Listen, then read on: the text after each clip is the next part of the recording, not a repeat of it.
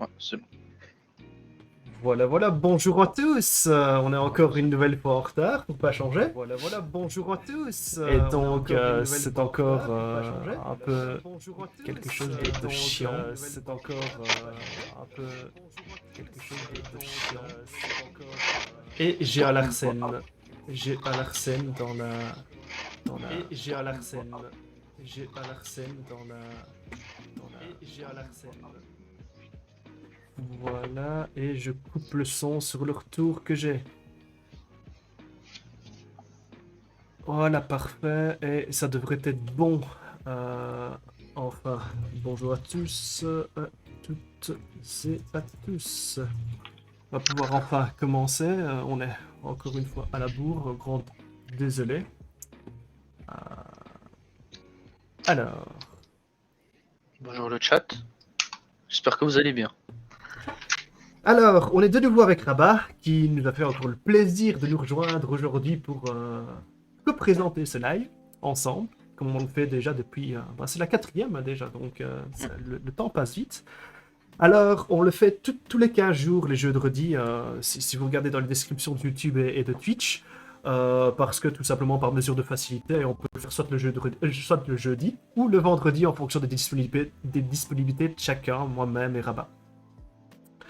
Que dire, que dire. Malheureusement, sur Twitch, quand on spécifie l'horaire, eh bien, malheureusement, on ne sait pas dire que c'est tous les 15 jours. Donc, si vous voyez que c'est toutes les semaines, malheureusement, c'est un problème qu'on n'a pas résolu. Donc, si vous avez une idée pour améliorer ça et que vous regardez la vidéo par la suite, c'est avec plaisir qu'on aimerait bien avoir une solution là-dessus parce qu'à l'heure actuelle, nous n'avons pas encore trouvé de calendrier qui pourrait afficher ce genre de configuration qui est un peu bizarre, Rabat, parce que quand on regarde sur Twitch, on voit que déjà au niveau Mattermost et technique de chatbot, un rendez-vous régulier, ben, il n'y en a pas. Et de façon tous les 15 jours, bah, c'est un format qui n'existe pas en fait. C'est toutes les semaines, quoi, la possibilité d'éloignement. Alors, on peut commencer par la partie news, euh, en faisant ensuite par rapport à ce qu'on avait expliqué, je veux dire, la semaine dernière. Alors, le premier élément dont il faut tenir compte, c'est que jusqu'au 6 août, on organise un hackathon. Alors, quand on dit on, ce n'est pas la communauté francophone, c'est Mattermost, l'entreprise américaine. Et comment ça se passe il propose une liste de tickets sur lequel vous pouvez contribuer et apporter votre aide. Ou alors, si vous avez un sujet que vous aimeriez bien voir documenté, ben vous pouvez apporter votre aide et carrément le déployer, je veux dire, entièrement. On va peut-être passer en revue ce dont il parle et comment participer au Docathon. Alors, Mattermost fait souvent ce genre d'événements. Hein. Il y a par moment des Docathons ou alors des hackathons. Et les hackathons, c'est vraiment pour déployer une fonctionnalité ou même développer un plugin. Et donc, en fait, la première étape, c'est de rejoindre le canal de Mattermost. C'est pas compliqué en soi, vous cliquez ici. Si ce n'est déjà fait, vous rejoignez l'instance communautaire, vous rejoignez le canal et vous vous présentez en deux mots en disant oui, coucou, j'aimerais bien participer. La deuxième étape, c'est de choisir, comme je l'ai dit, un ticket sur la liste des tickets, qui est une liste déjà prédéfinie. Et comme vous allez le voir, dans certains tickets, c'est tellement simple. Je sais pas si tu as déjà eu l'occasion de regarder quand j'avais publié le tweet Rabat à ce niveau-là. C'était cette semaine-ci. J'avais regardé, mais enfin sur deux endroits, donc ce que vous aviez fait, donc la page GitHub, mais aussi le canal Mattermost. C'est développeur, enfin je Ouais, sais plus ok, exactement le nom. effectivement. On peut voir beaucoup d'issues, de propositions, etc. Ok. Et donc, en fait, si on prend par exemple celui-ci que j'avais préparé, c'était un avis tellement simple. En fait, c'est toute Ça cette. lag apparemment. Ça lag un peu, attends. Est-ce que ça Ouais. s'affiche dans le live? Pas du tout. Attends, je vois moi ici, ça a Si l'air. on s'affiche, mais je pense qu'on a des frame drop. Est-ce que tu as quelque chose d'ouvert peut-être derrière en fond? Hello, ça lag. Effectivement. Attends, comment est-ce que je pourrais réduire ça? Bah, c'est peut-être encore Firefox qui joue au, au méchant dans l'histoire, quoi. Oups, là je te vois. Attends, on va regarder ça. Parce que c'est quand même pas croyable, hein. On a quasiment rien d'ouvert. Et Ouais, pour le coup. écoute, si je ferme ça, je tue tout en fait. Donc, euh, bah écoute, il n'y a pas grand-chose que je peux supprimer hein, au niveau de... Éventuellement en regardant mon CPI, mais c'est encore dommage de... Vivement une nouvelle machine, hein, bah, comme tu l'as bien vu. Euh, Bah en fait, oui, c'est OBS malheureusement qui bouffe tout, quoi. C'est pas la vidéo en fond? Euh, Est-ce que ça fait la même chose que la dernière fois, peut-être? Est-ce que... Attends, bah écoute, ce qu'on peut faire éventuellement, c'est effectivement enlever cette vidéo-là qui pourrait expliquer. Pourtant, elle est vraiment toute légère, donc c'est assez particulier. Merci Bibulo, ouais, Bibulo, en effet. J'ai cru que c'était tronqué, mais non, effectivement. La vidéo, l'animated background, c'est un peu ennuyant. Ouais, bah écoute, on va revenir à notre bon vieux, bon vieux template initial. Est-ce que ça lag encore? Je regarde. Dites-nous le chat, n'hésitez pas. Et hello Reg On... Linux, au Ok. passage. Et Ah, P de Olina. Ouais, ah. c'est bon, ça marche. Nickel. D'ailleurs, POD Linas, d'ailleurs, si je t'avais envoyé un lien également, puisque tu étais la grande gagnante également des goodies Mattermost, je ne sais pas si tu as eu l'occasion de le remplir. Euh, je t'avais envoyé ça en DM sur... Ok, c'est bien mieux. Donc, parfait, parfait. Donc, c'était effectivement cette année vidéo. Bah, ok. Mais on remplacera quand même le PC d'ici la rentrée. Je vous cache pas que même dans On mes espère tâches... de tout cœur. Parce que je t'avoue que avoir un ordinateur assez lent, c'est pas trop agréable. Ouais. C'est vraiment pour la partie graphique. Tout le reste, Ouais, quand on développe une application, ça va, il est assez rapide, mais tout ce qui est partie graphique, c'est vrai que c'est un peu un handicap. c'est quelque chose qui est assez gourmand, je peux confirmer. Et donc, ouais, je reprends mes petites notes. Du coup, Donc, non, t'en vous le étais prenez. aux explications de comment participer à un docathon. Ouais, effectivement. On perd pas le Alors, nord. ouais, ouais. Parfait, parfait. Euh, écoute, voilà. Ah, donc effectivement, Paulina ne peut pas encore aller voir par manque de temps. Mais c'est pas grave, écoute, normalement, s'il y a à expirer, bah, c'est pas grave, je recontacte la personne chez Mattermost et elle t'en régénérera un bien volontiers, y a pas de souci avec ça. Une promesse est une promesse. Quand on dit que vous allez recevoir des goodies, c'est que vous allez le faire recevoir également. Puisque Rabat me disait au Rantel que tu as déjà reçu Ouais, les tes miens, je les ai goodies. reçus. Je pense qu'on peut le voir là. Oui, de fait, on peut le voir, en effet. Euh, et ouais, t'en as reçu. Ouais, ok, parfait. Et dis-moi un peu ce que t'as reçu, puisque on n'est pas encore à la Saint-Nicolas ou à la Noël. Non, alors j'ai reçu pas mal de choses, tout un enfin deux cartons même. Donc il y a le premier t-shirt que je porte, ma thermos simple. Il y en a un deuxième avec un jeune homme qui a ma thermos là aussi. Un petit stylo avec son petit cache. Ma thermos Ah ouais, toujours. c'est le truc avec la lampe aussi. Moi, je pense que je l'ai. Là, c'est bien pratique d'ailleurs. Un repose téléphone. Bah, il n'y a pas de logo Mattermost, mais ça peut être pratique. Je l'ai pas ouvert encore. Des goodies et des autocollants. Ok. Donc que je pourrais très bien mettre Sur ton sur ordi, ma... bien Voilà, évidemment. exactement. Voilà. On va faire de la pub à Mattermost. Ouais, de fait. Mais c'est vrai que si tu as eu le même bic que moi avec l'histoire de LED dedans, c'est bien pratique. Surtout malheureusement en cette période d'inondation en Belgique et un peu partout ailleurs malheureusement, où on a souvent des coupures de courant. Donc je suis très content que je n'ai pas de coupure de courant aujourd'hui soir, parce que sinon ça sera encore quelque chose qu'on aurait dû annuler. Et en digression par rapport à ça, notre ami qui a subi une grosse perte dans sa maison, bah, ça va mieux. Voilà. Donc voilà, plus de peur que de mal. Malheureusement, ce sont des gros dégâts matériels à sa maison. Mais voilà, il n'y a pas de souci. Donc on en revient où on en était. Comment participer à ce hackathon? Donc première chose, à ce dockathon.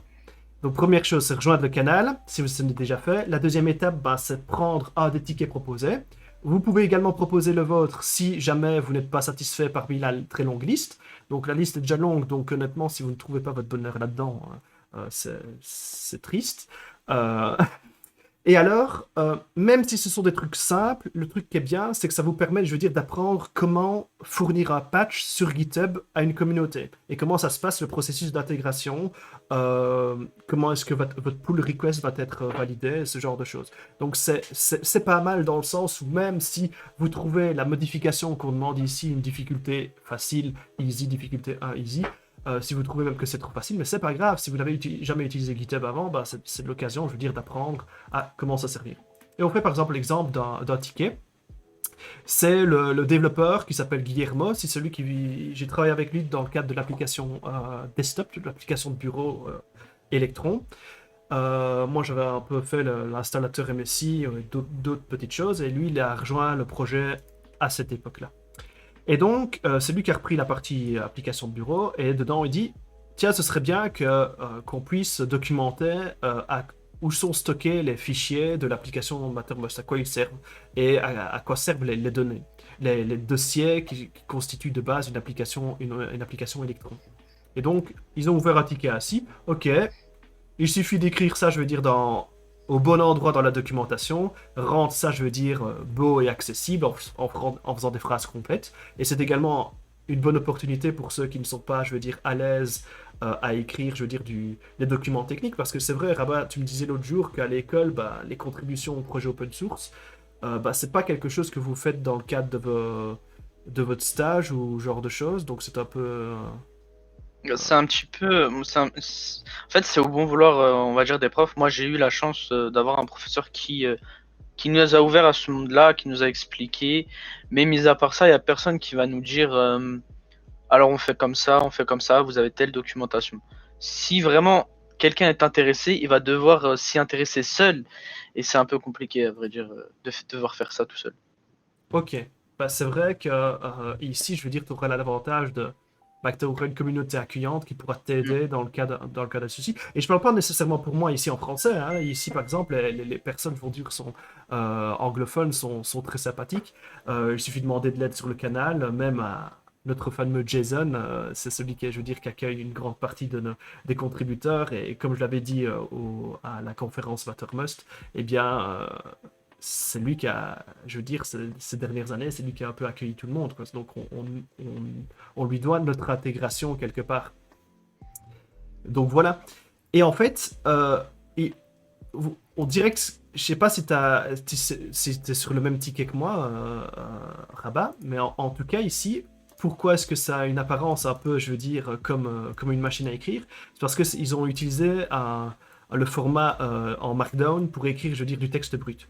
Et pourquoi c'est écrit ainsi? Bah parce qu'en fait, il y a un développeur qui a développé une application qui s'appelle DocUp. Et cette extension-là, pour Mattermost, eh bien, si tu veux, quand tu fais un clic droit sur un message, tu appuies sur DocUp et il crée automatiquement une demande d'aide sur GitHub pour que les personnes puissent suivre le message et ce dont il est question, et il copie le message automatiquement.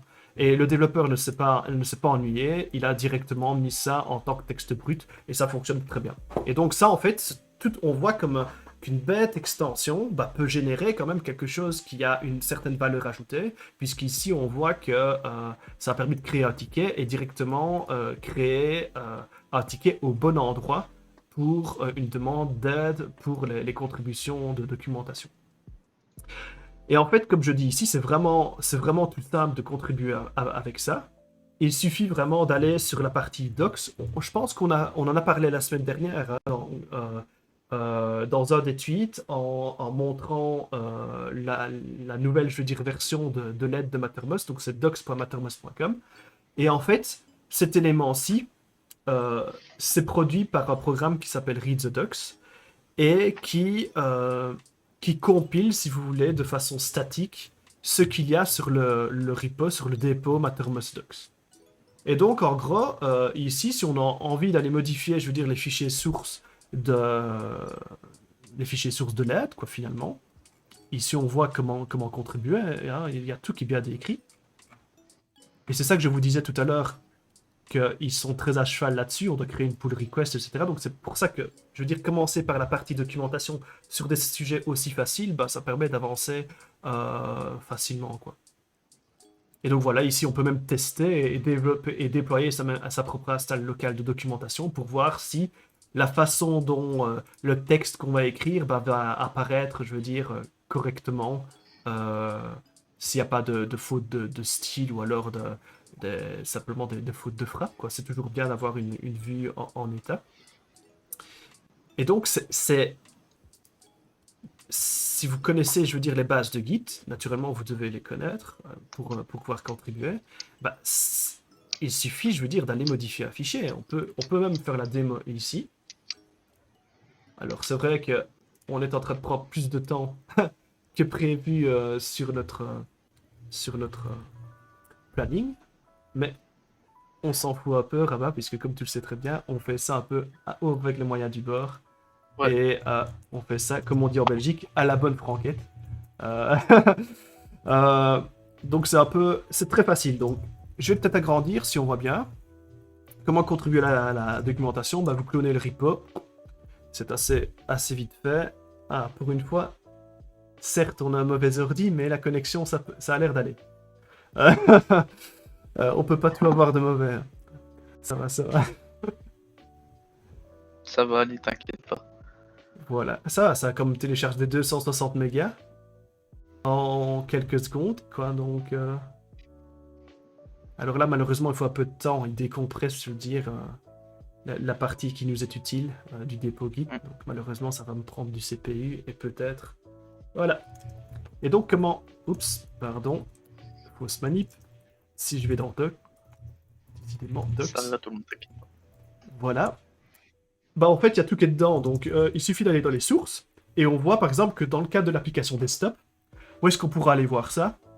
Bah, on pourrait par exemple refaire une recherche, vous pouvez utiliser votre interface graphique, hein, même sur Windows ou quoi, pour aller faire une recherche de s'il y a un fichier qui porte le nom desktop. Et on voit qu'effectivement, il y a des images dans le dossier desktop.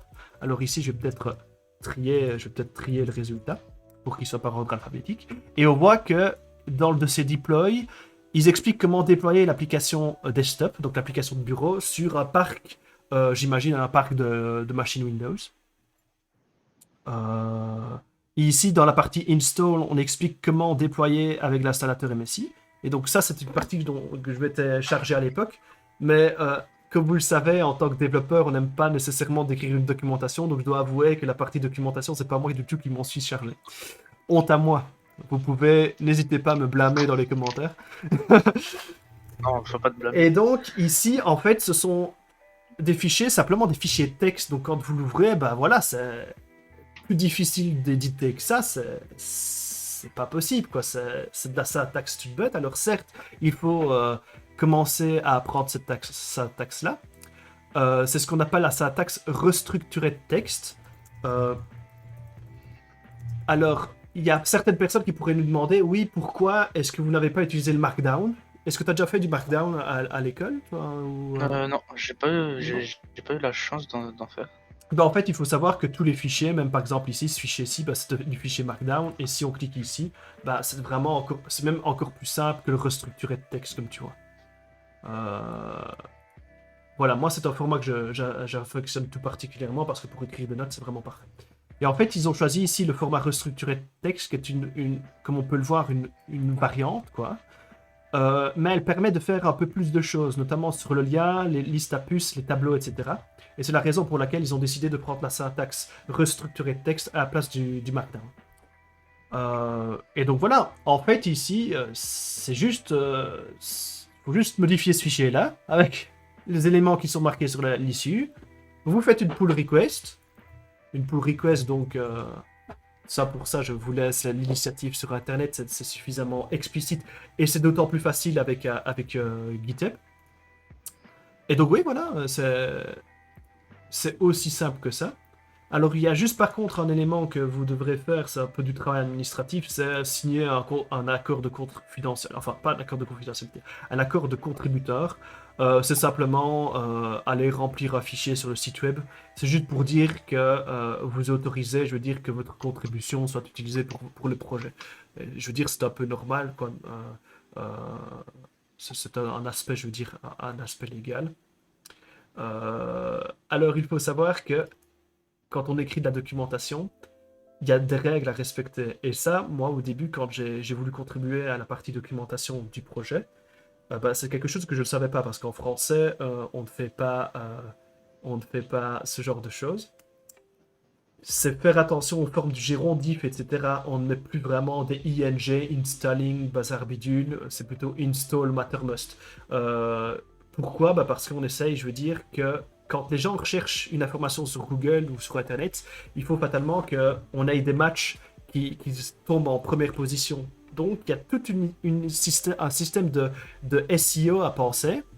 Et dit ainsi, ça paraît un peu bizarre puisque on ne parle pas de développement web, on parle vraiment du fait d'écrire une simple documentation. Ben, en fait, je veux dire, c'est pour ça que je dis contribuer à la documentation, c'est une belle porte d'entrée, notamment pour les éléments à apprendre à utiliser Git, mais également à savoir comment bien écrire une documentation. Et c'est quelque chose qu'on ne voit pas du tout en école. Rabat, tu me disais qu'on ne voit pas nécessairement Git ou le fichier Markdown en école. Bah ici, c'est encore quelque chose qui est d'autant plus rare. Écrire de la documentation, c'est vraiment une opportunité et des compétences à part entière qu'il est nécessaire d'avoir dans le cadre de développement logiciel. Quand on dit aux personnes, oui, vous devez être développeur ou ce genre de choses, ben, un développeur, ce n'est pas nécessairement coder. Il y a tout plein d'aspects à côté dont il est nécessaire de parler, comme la traduction, par exemple. Et ça me donne un bon élément de transition, justement, parce que la traduction a quand même bien avancé depuis la dernière fois. Depuis que je m'y suis vraiment remis de façon sérieuse. Je voulais remercier d'abord les personnes qui ont contribué entre-temps. J'ai vu qu'il y avait quand même pas mal de personnes qui avaient fait des contributions. Donc ça m'aide grandement, je vous en remercie. Ça me permet d'éviter de taper déjà toute la phrase que vous avez traduite pour moi. Et moi, je choisis juste de corriger éventuellement le style ou simplement de la valider si elle est déjà très bonne. Donc vous me facilitez vraiment la tâche et je vous en remercie parce qu'en tant mainteneur d'une traduction, avoir des personnes qui nous pré-mâchent le travail. Le travail ainsi, merci. J'en perds mon latin depuis. C'est l'émotion. Voilà, ouais, désolé. Et donc, effectivement, ouais, on a pas mal avancé. Depuis la dernière fois, bah, je me suis dit, tiens, et on rigolait avec un copain, on s'est dit, combien est-ce que de tasses de café on va prendre sur le temps qu'on traduit et qu'on se lance dans la traduction. Et je me suis dit, tiens, c'est une bonne occasion, je vais m'enregistrer, donc on voit que je traduis avec mon écran, etc. Et j'ai passé, en total, depuis le mois dernier, 6 heures sans m'arrêter dans le processus de traduction. Il y a énormément de choses à faire parce qu'on était un peu en retard. J'avais dit dans le précédent live, on avait 10 mois dans la vue, puisqu'il y a eu une migration du serveur de traduction entre-temps et j'avais un peu laissé les choses se tasser. Et donc voilà, oui, il y a 10 mois à rattraper, presque 11 mois à rattraper, et je vous cache pas qu'il y a eu plein de nouvelles fonctionnalités qui sont tombées entre-temps. Et il faut s'accorder pour savoir quel terme, de quelle façon on va traduire tel élément, comment est-ce qu'on va traduire d'autres éléments, etc. Comme par exemple les threads, qui est une fonctionnalité qui est arrivée récemment avec Mattermost, les fameux threads de discussion. Et oui, c'est toujours la véritable question, est-ce qu'on doit les traduire ou pas, ou ce genre de choses. Et donc oui, je voulais vous parler effectivement des threads. La dernière fois qu'on a fait un live, Mattermost 5.37 était sorti. Je sais plus si tu te souviens du nombre de jours, je pense que c'était 2-3 jours. Si bien que malheureusement, elle n'était pas encore dans les dépôts de ma distribution, ni dans les dépôts de CentOS. encore lui. Désolé. Et si bien qu'on n'avait pas pu vous montrer les fonctionnalités en live. Et on s'est dit, tiens, on va d'abord essayer de migrer une instance existante pour voir comment se comporte la fonctionnalité des threads. Et on a fait une annonce sur Twitter en disant, en fait, c'est encore un travail qui est en cours et c'est la raison pour laquelle la fonctionnalité des threads, c'est une fonctionnalité qui est en bêta. Parce que la fonctionnalité est assez complète pour l'instant, mais tout ce qui est migration venant d'une ancienne version de Mattermost, c'était pas encore traité.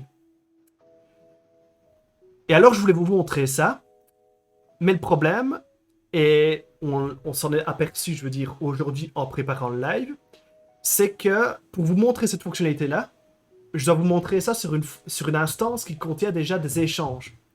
Le problème, c'est que toutes les instances qui contiennent des échanges, ce sont des données d'entreprise et confidentielles. Et Rabat et moi-même, si on n'a pas envie de se faire taper sur les doigts, malheureusement, cette fois-ci, je ne peux pas vous montrer la version cachée à Rawa, parce que la fonctionnalité des threads est une fonctionnalité transversale, et donc même si je crée une nouvelle équipe, eh bien, les messages qui sont dans les autres équipes seront rendus visibles. Et c'est quelque chose qu'on ne veut pas prendre le risque dans le cadre de ce live-ci, surtout que c'est quelque chose, je veux dire, qui est bon enfant, et on n'a pas envie nécessairement d'avoir des ennuis par la suite. Alors, ce qu'on a décidé de faire, on va pas se lancer dans une installation de Mattermost avec sur un CentOS. Ça, ce sera pour après, à la fin de ce live-ci, parce que cette fois-ci, on a répété, donc normalement, j'espère que ça devrait aller sans souci. Mais comme tu le sais, Rabat, malheureusement, on n'est pas toujours certain. Oui, je sais, On n'est pas toujours certain que ça va toujours fonctionner selon les aléas de l'informatique. Et donc, en fait, ce qu'on s'est dit, ouais, on va prendre... moi, ici, j'ai une instance de développement que je vous avais montré la fois dernière. C'est une vieille version de 5.33. Et durant cet après-midi, en préparant live, on s'est dit, on va essayer de la migrer directement sur une 5.37. Et figurez-vous que passer d'une version aussi ancienne à une version aussi récente, ça ne s'est pas bien passé comme prévu. Et je peux vous montrer ça, en fait. Je peux vous montrer ça. Pourquoi ça ne s'est pas bien passé? C'est que la fonctionnalité des threads nécessite une mise à niveau de la base de données de Mattermost.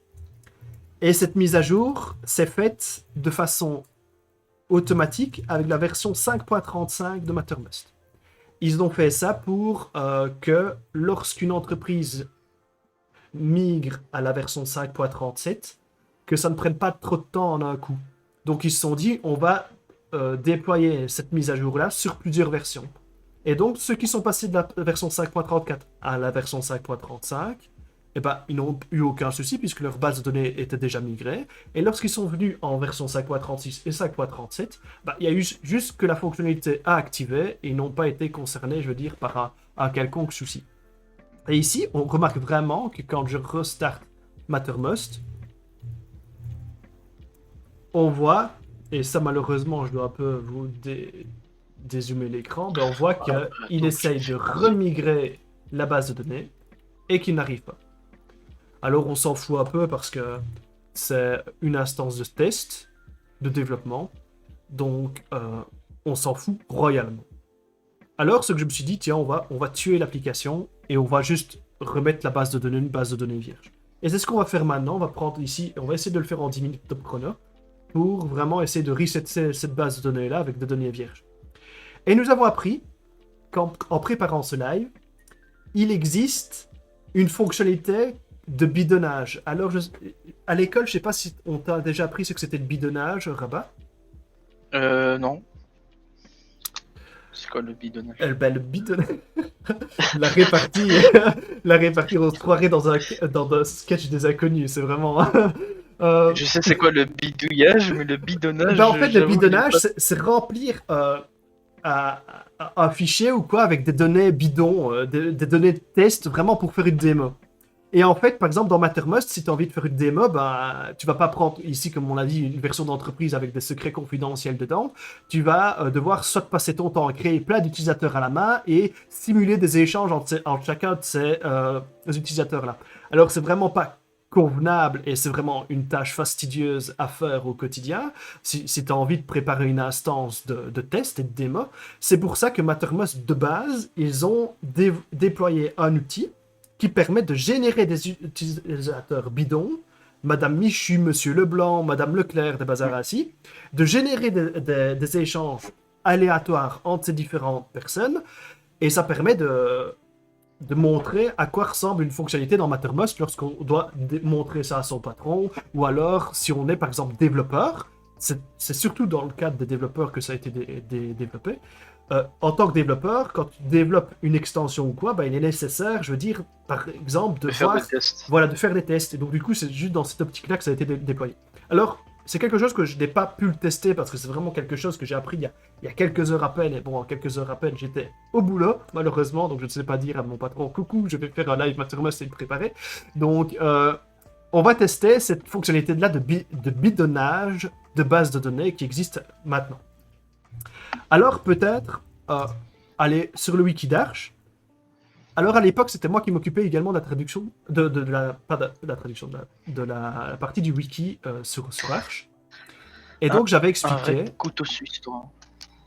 le couteau suisse, quoi, la documentation Non, en fait, couteau suisse, ça veut dire que t'es capable de faire beaucoup de choses en même temps. Ah C'est une oui, expression. mais en fait, c'est comme la raison pour laquelle tu es là aujourd'hui. Hein. Au départ, ça part d'une bête question et au final, C'est vrai. voilà quoi. Donc, on peut pas m'en vouloir pour ça non plus, puisque tu es parmi nous également. Ah non, non, justement, c'est un compliment. Oui, C'est oui, pas je l'ai bien une. pris aussi, y a pas de souci. Et donc, en fait, oui, pourquoi est-ce que on s'est amené à faire également cette page de documentation sur Mattermost? Parce qu'à l'époque, Mattermost était un peu un parent pauvre sous Arch, et la documentation n'était pas complète. Et donc, je me suis dit, on va, tant qu'à faire, étant donné que je travaille sous Arch Linux, et que je testais mes traductions de Mattermost sous Arch Linux, moi, je me suis dit, autant publier les notes que je vous écris par exemple pour préparer ce live-ci, bah, autant les rendre publiques. Comme ça, imaginons que je ne suis pas là pendant un mois pour des raisons familiales ou professionnelles. Et ben, si quelqu'un trouve que ma documentation manque un truc ou a besoin d'une mise à jour, et ben, il peut le faire pour moi. Et moi, quand je reviens un mois après, et ben, oh tiens, il y a un gars qui a pu corriger mon problème. Donc ça, c'est ça également la magie de l'open source, mettre je veux dire, les moyens en commun pour que le collectif puisse apporter son concours plutôt que, je veux dire, des personnes individuelles. Et donc, en fait, oui, cette documentation est ultra complète à tel point qu'il y a même des utilisateurs d'Ubuntu qui n'hésitent pas, je veux dire, à la consulter lorsqu'ils installent un Mattermost sur le Ubuntu. Alors, je ne sais pas si toi, Rabat, quand tu avais installé ton Mattermost pour ton projet scolaire, puisqu'à la base, toi, tu t'es intéressé, je veux dire, à Mattermost dans un cadre scolaire, est-ce que tu avais, par hasard, eu la chance ou la malchance, je ne sais pas, d'être tombé sur le wiki d'Arch Linux? Non, justement, j'ai pas eu T'es jamais tombé sur cette page-ci ou quoi ou Parce que, Non. je veux dire, ok, toutes les pages se ressemblent, c'est un Enfin, wiki, quoi. Donc... pour le coup, non, Ok, je suis allé directement sur la page de Mattermost. ok. Entre guillemets. Et petite question, est-ce que tu fais tes recherches en anglais quand tu utilises un moteur de recherche ou tu utilises directement le français? En général, quand c'est de l'informatique, ouais, je tape en anglais. En Ok, français, je sais pertinemment que ça va pas forcément être ouais. pertinent. Donc, ou sinon, je copie et je colle l'erreur que j'ai dans mon terminal que je ne comprends pas. Je pense qu'on Ok, a tous ce réflexe-là. effectivement, ouais. On tombe généralement sur des Stack Overflow, etc. Ça, c'est pas trop agréable. Hein. Ouais. Et donc, ouais, du coup, et oui, c'est surtout quand quelqu'un répond à ton commentaire en disant oui, ça va, j'ai résolu le problème. Et il ne donne pas la solution. Donc, toi, tu t'amènes et t'es là, t'es un peu décontenancé en Ou voyant sinon, ça, il y a quoi. quelqu'un qui a le même problème que toi, mais c'est tout. Voilà, exactement. Et donc voilà, en fait, on parle souvent de cette documentation d'Arch Linux. Pourquoi? Parce qu'en fait, Arch Linux est une distribution qui est pas facile à prendre en main, mais elle a l'avantage de, lorsque tu t'y intéresses, bah, tu connais, je veux dire, toutes les facettes de ton ordinateur. Et ça te permet vraiment d'apprendre. Donc j'encourage vraiment les personnes qui ont envie de se lancer dans un métier d'administrateur système, de ne pas avoir peur de se lancer dans une installation d'Arch Linux, même dans une machine virtuelle. Ça permet vraiment d'apprendre les différents composants qui composent je veux dire, une distribution Linux de base. Et donc, ils ont les développeurs on se sont dit, bon, comme notre distribution est assez compliquée à en prendre en main, notre salut, ça va être d'avoir une documentation exhaustive. À tel point que, comme je l'ai dit, bah, il y a même les utilisateurs d'Ubuntu et d'autres distributions qui n'hésitent pas à recommander la documentation d'Arch Linux parce qu'elle est bien faite. Et je ne vous cache pas, lorsque j'ai dû écrire cet article-ci, on peut dire que les règles chez Mattermost, il y en a, mais chez Arch Linux, elles sont quand même balèzes niveau règles d'écriture d'une documentation. Donc c'est pour ça que je dis, une documentation, c'est pas quelque chose qu'on prend à la légère en informatique. C'est pour ça d'ailleurs qu'il y a des personnes qui ne font que ça de leur journée. Essayer de comprendre le code qu'un développeur a essayé de faire et essayer d'écrire une documentation là-dessus. Donc c'est vraiment des compétences transversales. Et c'est pour ça que si vous avez envie de vous lancer dans une carrière d'informaticien ou de développeur, enfin, en tout cas dans le développement Dans logiciel, le numérique, dans le en numérique, rapport avec tout ce ce n'est qu'on est en pas, train de ouais, faire voilà, c'est pas de parce que droite. vous n'aimez pas de développer et de coder pendant des heures que vous n'avez pas votre place. Il y a plein de métiers transversaux, comme la documentation, la traduction, qui ont besoin de main-d'œuvre.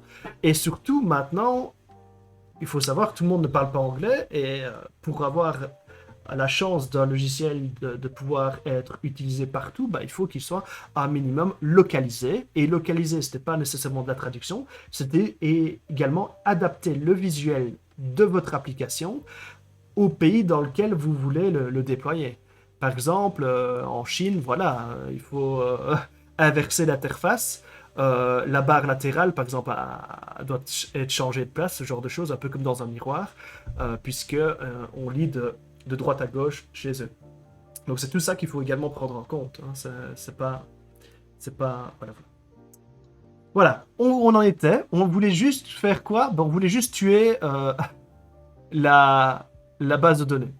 Bah, ce qu'on va faire, hein, je vais simplement me connecter avec mon utilisateur de base de données ici. Alors comme on voit, Show Databases, j'ai plusieurs trucs. Hein. J'ai mis Mattermost fatalement, mais j'ai des projets scolaires. Et puis j'ai d'autres sites pour les boulots. Alors on va delete là. Attendez, est-ce que j'ai drop database? Delete moi. Voilà. Faudra un peu dormir, William, je pense, pendant la nuit. Hein, au lieu de passer son temps à essayer de déployer des infrastructures avec des hébergeurs qui ne coopèrent pas. Ça, c'était pour le petit clin d'œil. Drop database, Mattermost DB. Voilà, on n'hésite pas, on a tué tout. Alors, on reprend où on en était. Hein, create Mattermost DB. Bam, voilà, c'est recréé. On va recréer un utilisateur de base de données. Alors, on va laisser... Allez, on va faire quoi? Create une user, là. Ouais, et c'est quoi le souci cette fois-ci? Bah, il y a create souci, Grand DB.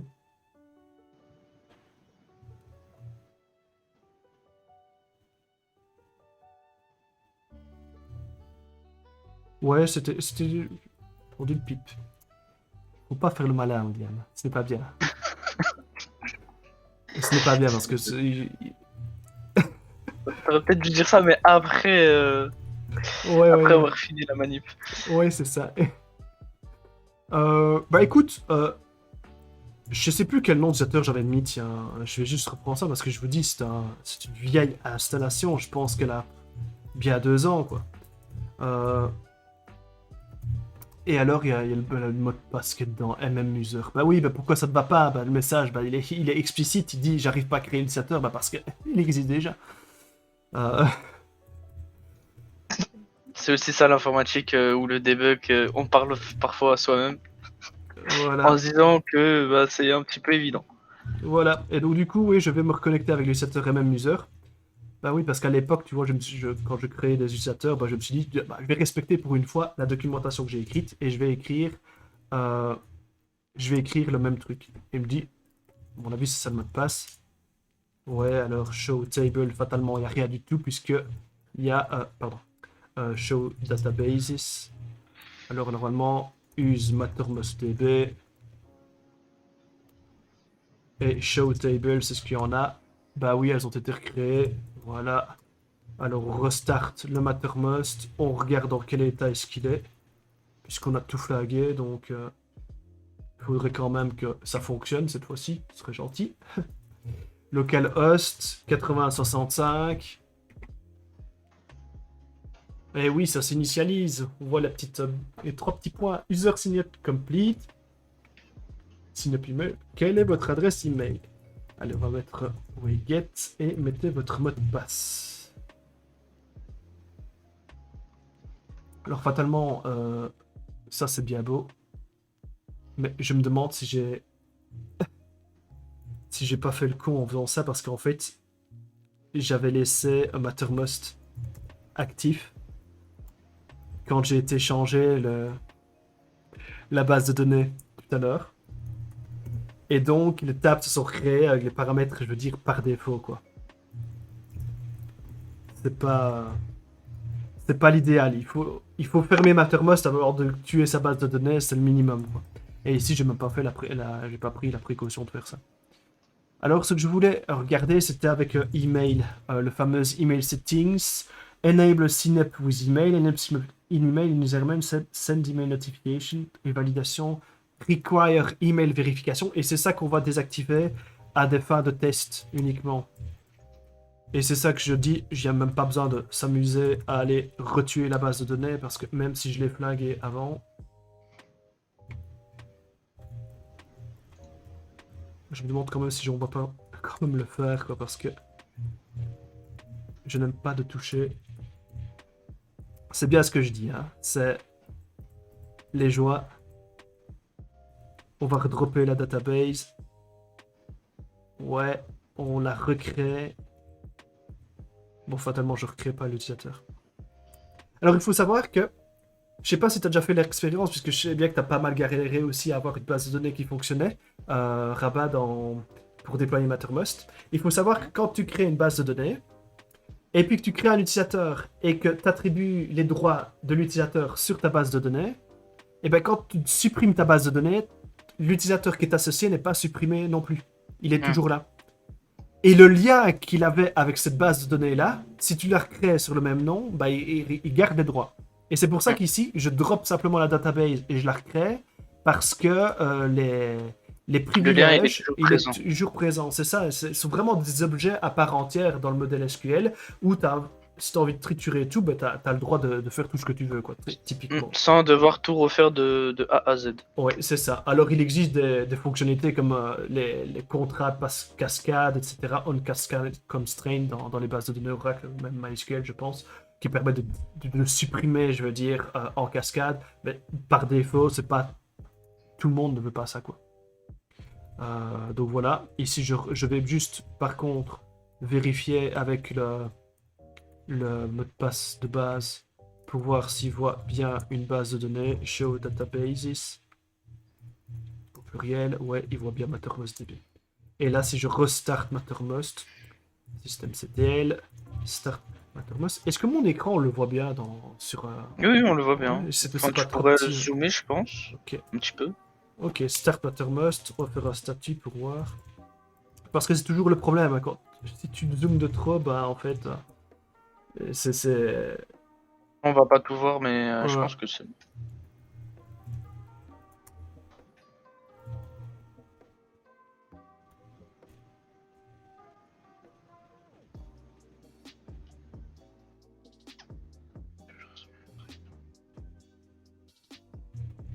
Je vais faire un truc plus simple. Voilà. Et généralement, quand on voit une belle ligne qui dit le serveur est en train d'écouter sur le port 8065, ça veut dire que tout roule ma poule et qu'il ne devrait pas avoir de problème. Faut juste par contre, et c'est le truc qu'on avait fait la dernière fois, si tu te souviens, avec notre déploiement qui avait malheureusement échoué avec CentOS, c'est de bien désactiver la validation des adresses email oui, la validation par email des adresses email, c'est le cas de dire. Parce que fatalement, comme quand... on avait galéré 3 fois, je crois, tu avais créé 3 comptes différents. Ouais, c'est ça. Et en fait, le mail ne part pas parce qu'il n'y a pas de serveur mail qui est configuré par défaut, donc on tourne un peu en rond. Et donc ici, ben voilà, il ne me demande plus, comme on l'a vu tantôt, il me disait veuillez vérifier votre boîte mail, ben en fait ici il ne me demande plus rien, quoi. Donc create a team, on va l'appeler Mattermostfr, quoi. Voilà, Mattermostfr, babam, voilà, et c'est fait, on est sur Mattermost. Alors par défaut il est en anglais, mais il y a moyen, comme on l'a vu dans un des premiers lives, de changer directement la langue. Euh, Localisation. Alors c'est toujours ça, il faut toujours faire attention quand tu manipules Vim ou quoi. Voilà ici. Tu vas dans le fichier JSON et tu vas directement dans le Localization Settings. Et le default serveur local, bah, il est en anglais parce que ici je développe en anglais avant de déployer en français. Donc si je fais ça et que je restart Mattermost, eh ben j'aurai mon Mattermost Bon, il faut laisser un peu de En temps français. en français, il faut laisser un peu de temps de redémarrage.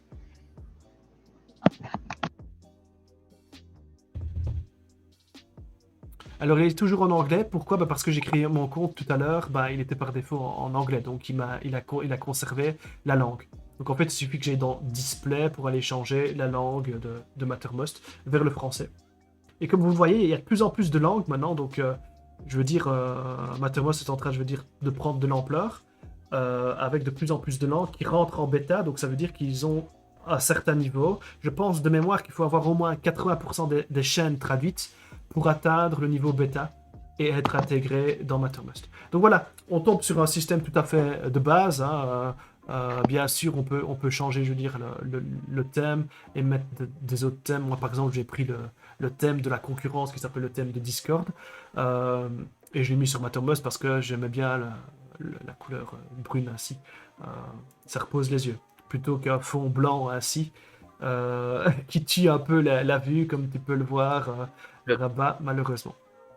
Et donc, comme vous le voyez, ouais, dans cette version-ci, la version 5.37, c'est pas encore celle où on avait repris la traduction. Donc, comme vous le voyez, encore pas mal d'éléments qui sont en anglais. Mais ça va revenir. Alors, malheureusement, la 5.37.1, elle a été cutée aujourd'hui.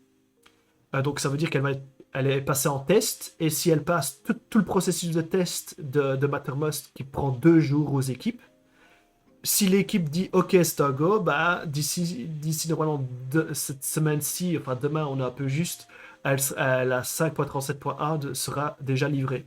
Donc, on est reparti déjà pour le mois prochain, la 5.37.2 pour avoir la chance, peut-être, d'arriver à la fin des traductions en français et d'avoir la chance d'avoir la version complètement traduite pour la version 5.37.2.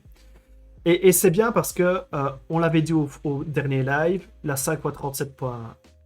La version 5.37, la branche 5.37, c'est la dernière version à support à long terme de Mattermost avant les prochaines versions, parce que les entreprises aiment bien un cycle de déploiement assez long. Je ne sais plus si tu te souviens du schéma que je t'avais montré avec ça. Euh, Rabat. La fameuse LTS, non? Je l'ai pas exactement en tête. Attends, voilà, c'est ici. J'ai le retour de ton live dans tous les cas et le chat.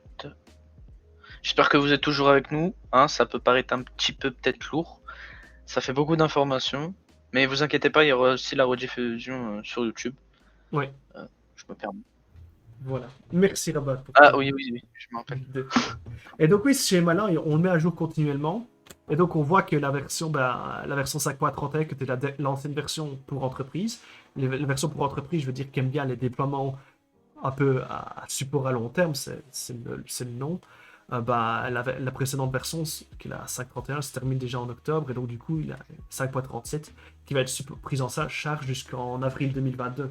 Donc c'est pour ça que je dis, c'était pas un problème en soi que notre traduction arrive un peu plus tard, parce que même si ça nous reporte, je veux dire, pour le mois d'août, eh bien, dans tous les cas, les entreprises pourront bénéficier de la version francophone jusqu'en avril 2022, où là, ils se mettront à jour. Quoi.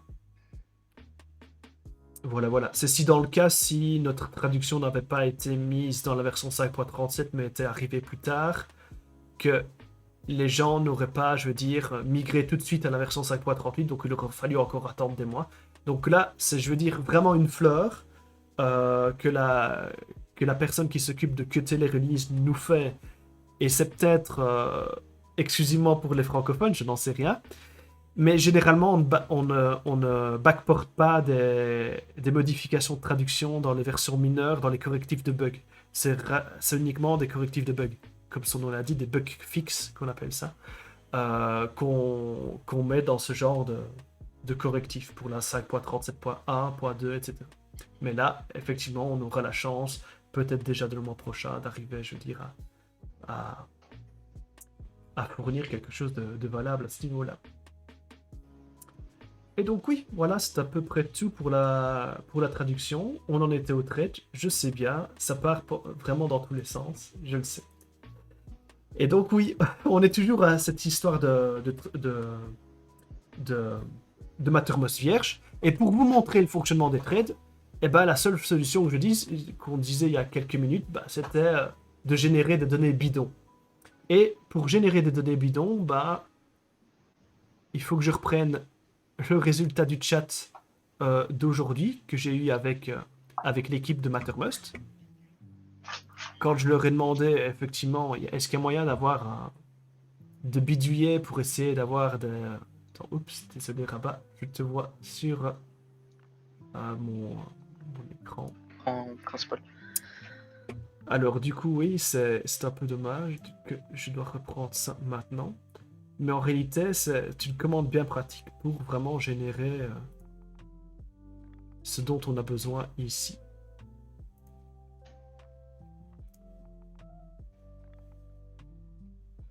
Et ça, honnêtement, si jamais c'est fonctionnel, bah ça va un peu changer...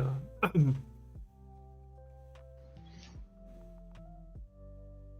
peu changer notre vie, quoi, parce qu'on ne devra pas toujours...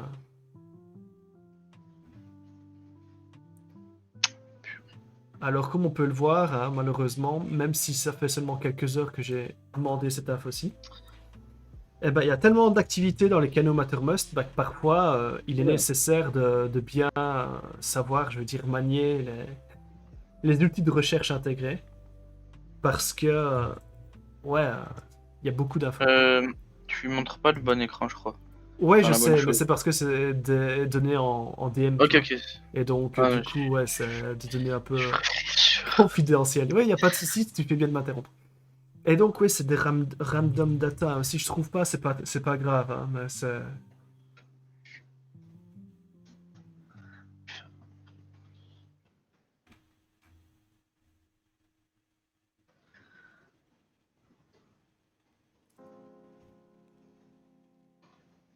Ah, bah écoutez, là, je sais pas pourquoi je retrouve plus la partie. Donc, c'était... bah, on peut, au lieu d'aller rechercher sur Internet, on se dit, pourquoi pas utiliser, je veux dire, la ligne de commande directement, quoi. Voilà, bah en fait, voilà, c'est tout ça. Il n'y a même pas besoin d'aller chercher sur Internet. Je vais couper le serveur Mattermost et on va découvrir ensemble cette fonctionnalité qui s'appelle Sample Data, qui génère des données aléatoires ainsi. Donc Mattermost, Sample Data. Est-ce qu'on voit mon écran là? C'est parce que je viens de redésactiver la partie, la partie live que je ne vois plus.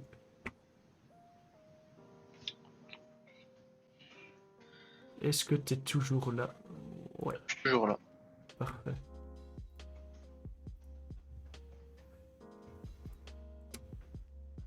Voilà. Donc, est-ce qu'on a une commande help? Bah oui. Bah donc, Mattermost help. J'ai besoin de toi. Sample data. Sample data. Comment est-ce que ça fonctionne? Bah en fait, voilà. Mattermost sample data.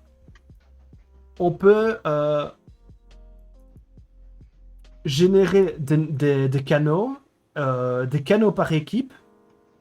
On peut même générer des utilisateurs désactivés. Et ça, oui, c'est un truc qu'on n'a jamais dit, mais quand on crée un utilisateur, fatalement, on peut le désactiver par la suite. Par exemple, si un utilisateur a quitté l'entreprise, bah, fatalement, on va pas supprimer l'utilisateur avec tous ces messages associés, parce que si vous avez envie de revoir, je veux dire, une précédente discussion, et bah, si on supprime les données de l'utilisateur, bah, ça perd un peu de son intérêt, on ne sait plus retomber sur ce dont on a discuté, quoi. On peut générer des invités, des messages par canaux. Les canaux en direct, alors en français, on n'appelle pas ça des canaux en direct, on appelle ça des canaux de messages personnels. Et des canaux de groupe. On peut même définir des images.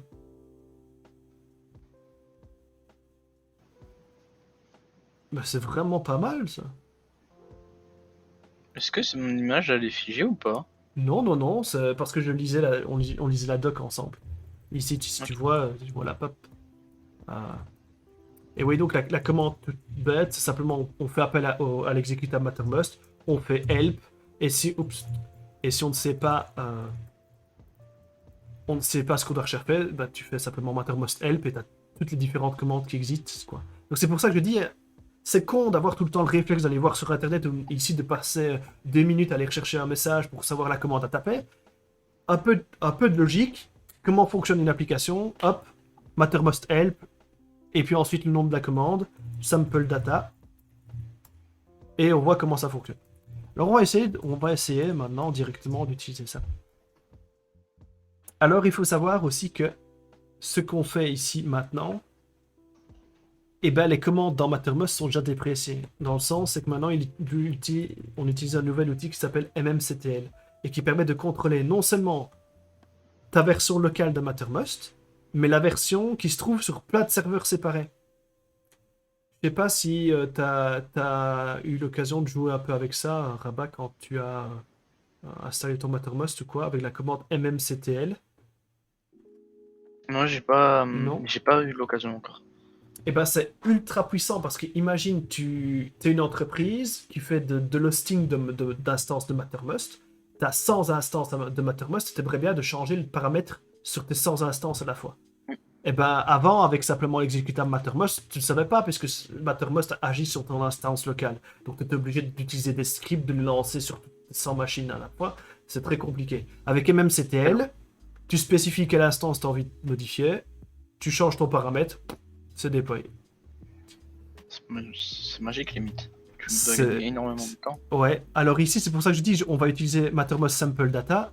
C'est déprécié dans le sens où maintenant on doit utiliser MMCTL et je sais même pas si je l'ai déjà installé. Ah, il existe. Ben, en fait, on va l'installer directement. On pourra faire une démo après si on veut. Tu te rends compte, on était parti des trades, hein, et tout ce qu'on est en train de montrer encore, que on ne respecte pas mon planning, c'est pas bien. C'est pas bien. Encore se faire taper sur les doigts après que le live dure 2 heures.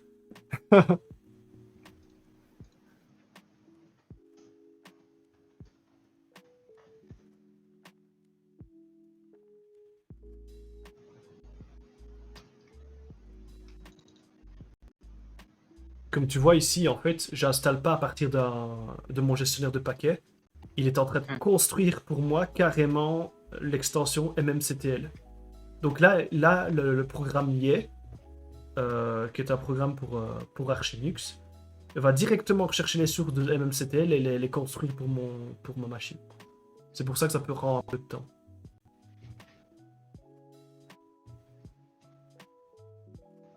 Ouais, il y a quand même. T'es en train de suivre le live sur Twitch, là, en fait.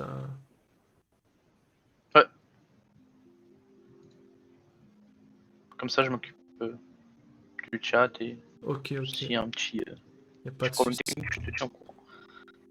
Est-ce que vous survivez toujours dans le chat? N'hésitez pas à dire si on digresse de trop. On s'en tiendra alors au planning. C'est vrai qu'on essaye d'avoir quand même une ligne directrice, mais c'est pas facile de la, De de la la tenir. maintenir Ouais, avec les ouais, ah problèmes oui. techniques, etc. Franchement, on en a eu des problèmes techniques, hein. C'est pas pour. C'est des excuses, quoi. Ouais. Là, par contre, il y a eu beaucoup de frame drop d'un coup. Désolé. C'est Ouais, là, parce que. tu es Ah ouais. en train de. C'est parce que je suis désolé, mais la machine est à 100%. Je peux pas faire mieux, les gars. Et c'est en train de construire le paquet même CTL, et là, c'est mort. Désolé si les gars des frame drop ou si vous m'entendez pas bien. Mais vivement mon petit serveur dans la cave qui soit fonctionnel parce que c'est plus possible. C'est plus possible.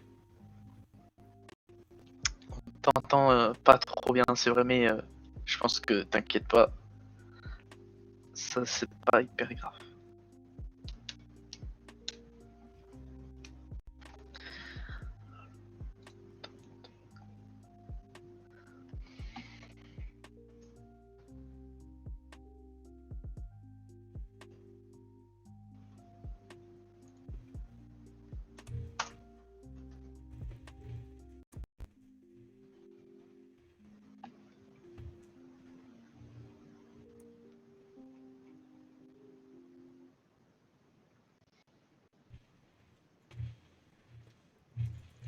Ok, on va installer ce petit outil-là. Voilà. Est-ce qu'on m'entend mieux maintenant ou est-ce que je lag encore très fort? Un petit peu mieux, mais tu lags un petit peu. Enfin, moi, je t'entends comme ça. Je sais pas si c'est le cas de tout le monde. N'hésitez pas à nous le dire dans le chat si Rage Parce que Linux est si toujours vous êtes là. encore vivant, peut-être. Ou peut-être vous l'avez en fond aussi, le live, c'est possible. De toute manière, il y aura le replay, hein. Si jamais c'est trop lent à votre goût, Ouais. n'hésitez pas à le mettre en accéléré. Euh, ok, bah en fait, il y a MMCTL, et donc du coup, comment ça se comporte ce truc? MMCTL, est-ce que sample data existe? Non. Et donc, même si il y a de plus en plus de commandes qui apparaissent dans MMCTL, il n'y a pas encore toutes les commandes qui sont été portées. Donc dans notre cas, on va toujours pouvoir et devoir utiliser sample data pour faire ce qu'on a envie de faire. Alors ici, ce qu'on va faire, ben, on va pas chipoter, on va s'amuser. On va créer une instance de 200 users avec deux teams. Euh, Qu'est-ce qu'on peut mettre? Des canaux par team, ben, on va en mettre 5. On va faire quoi? Bam, bam, bam. On va générer du texte, des messages.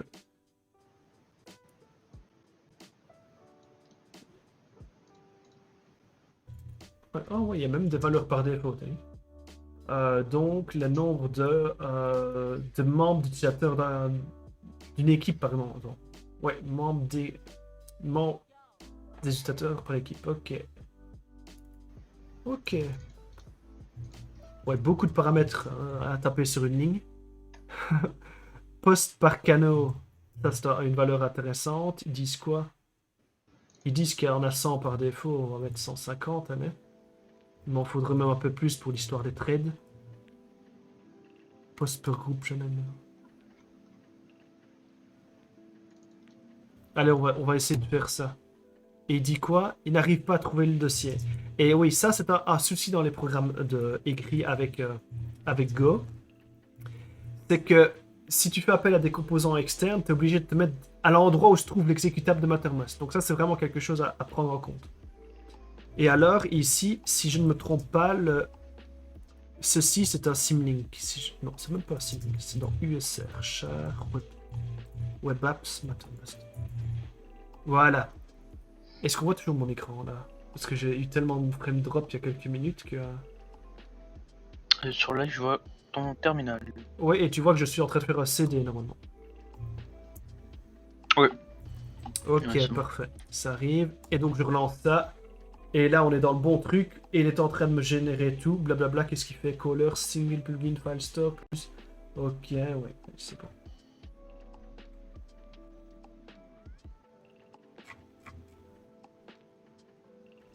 Alors, normalement, bah, en fait, il a déjà fait son taf. Ah non. On voit que ma thermos est toujours en train de tourner. Il me bouffe 80% du temps de processeur. 87. Et on dirait qu'il a terminé. Qu'est-ce qu'il me dit?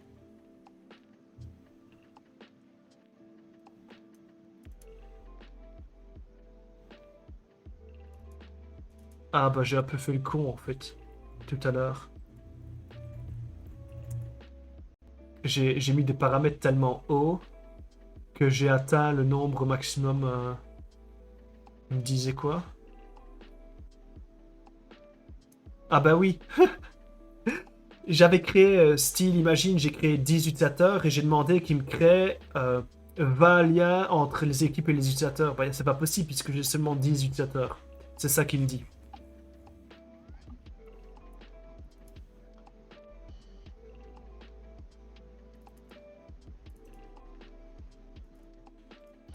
Intéressant ça. Normalement, il n'y a pas de restriction hein, sur le nombre d'utilisateurs dans ton équipe. Alors du coup, oui, je vais relancer Mattermost. On va voir s'il y a tout qui est planté ou pas. Oh non, qu'est-ce qu'il dit? Ah ouais, punaise. Là, c'est comme ici, je sais pas si tu te rends compte, c'est comme si on venait de générer une instance d'entreprise.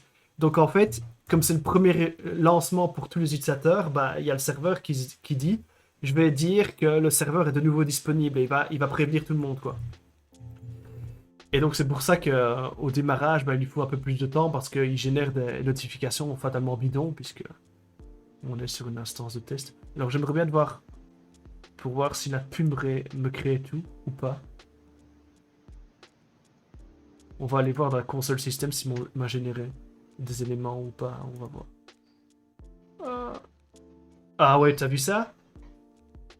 Tout ce qu'il m'a généré. Anne Stone, Ashley Berry, Benjamin Bennett. Tu vois, il m'a généré carrément toute une structure d'entreprise.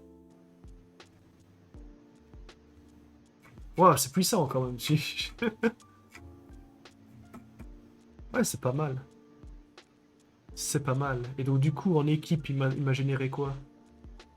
Ah ouais, là du coup j'ai un peu de retard par rapport au live, mais ouais, Ouais, ouais, je tu vois, vois. il a généré des données. Et mais du coup, étant donné que j'ai eu une petite erreur tout à l'heure parce que j'ai fait le con en mettant des valeurs bidons dans les paramètres, mais il faut quand même réfléchir à ce qu'on fait.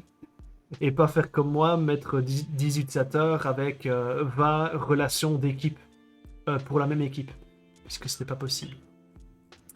Là, par contre, je ne vois juste. Ça qui est chiant, je ne vois juste que les utilisateurs.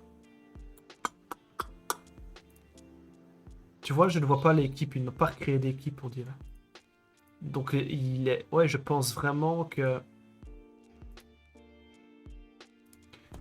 Bah écoute, puisqu'on est maintenant drillé, tu vois, je vais faire le stop Mattermost. Et je vais aller retuer la DB. Oui, je sais, encore, et alors? On est là pour s'amuser. Qu'as-tu fait, William, ce soir? Nous avons créé des bases de données. Ah, et c'est tout? Bah, joue avec des données bidons. Voilà. On a recréé tout ça. On recrée ça. Il dit quoi? Bah, il est en train de pinguer la base de données et faire l'immigration. Coup de note, bah ça c'est normal. Coup de note create foreign key, c'est normal aussi. En fait, je suis en train de vraiment de... Normalement, il y a moyen de jouer avec ça. Journal CTL, l'unité Mattermost et le truc follow. Ça, c'est le truc puissant. Et tu vois qu'il y a tout qui défile. Ben voilà, le serveur est listening. Et j'aimerais bien qu'il me gêne me connecter avec un utilisateur. Il dit quoi? Il va me recréer. Ouais, bah voilà, on a une instance propre là maintenant. Sign up complete. T'as vu? Je suis en français maintenant. Non, on n'était pas en français Ouais. tout à l'heure puisque j'avais oublié de changer les paramètres dans. Voilà. Il ne me demande plus la validation d'adresse email. On va peut-être créer une équipe MattermustFR. MattermustFR, suivant. Ok, enter. Ben voilà, on a une instance qui est propre, qui est fonctionnelle. Passer le tuto. Voilà, tout fonctionne. Je stoppe mon instance. Je m'amuse avec les sample data. Je laisse les paramètres par défaut. Là, on attend un peu. C'est un peu dommage dans le sens où, comme j'ai pas techniquement, on n'a pas réinstallé l'instance, on a juste tué la base de données. Donc ça veut dire que les extensions que j'avais laissées par défaut, bah, elles sont en train de se charger. Comme on voit l'extension qui contient les plugins incidents. Normalement, on était censé parler de ça aujourd'hui. Le plugin développé par un de nos amis français qui affiche des grosses images. On avait fait la démo la fois dernière, je pense. Quand on mettait des images dans Mattermost, bah, elles apparaissent sous forme de vignettes et par moment, tu as envie d'avoir tout.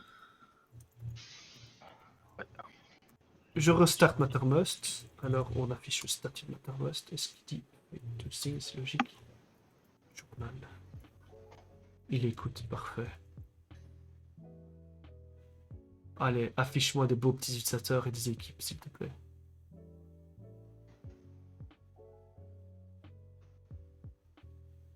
Bon, il n'y en a pas ici. Mais alors, du coup, si je vais dans la console système, comment est-ce qu'on intègre ce truc? Parce que ici, voilà, on a 17 utilisateurs avec plein de- d'éléments qui ont été créés. Mais je n'ai accès qu'à une équipe. Alors l'idée, je voulais... Tu vois, il n'y a qu'une équipe qui est visible. Comment est-ce qu'on peut faire ça? Comment est-ce qu'on peut faire ça? Puisque c'est une fonctionnalité qu'on a découvert il y a peine quelques heures. Quitter l'équipe, rejoindre une équipe. Est-ce qu'on... Ah, t'as vu, il y a 2 équipes qui ont été créées. Et en fait, je ne les voyais pas parce que par défaut, je ne suis pas membre. Donc même si je suis administrateur, si je suis pas membre de l'équipe, ben voilà. Voilà, j'ai rejoint une deuxième équipe.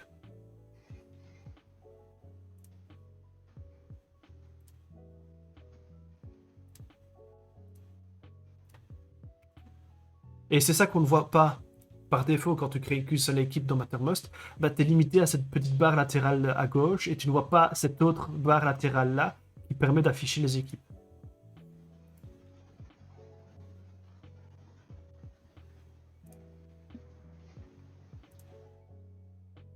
Bon, là, comme on voit, j'ai accédé partout. Et malheureusement, il y a pas d'échange avec les utilisateurs. On dirait que ce n'est pas un truc qui... Je suis déçu là pour le coup. Je m'attendais à ce qu'il me génère plein de messages aléatoires, moi.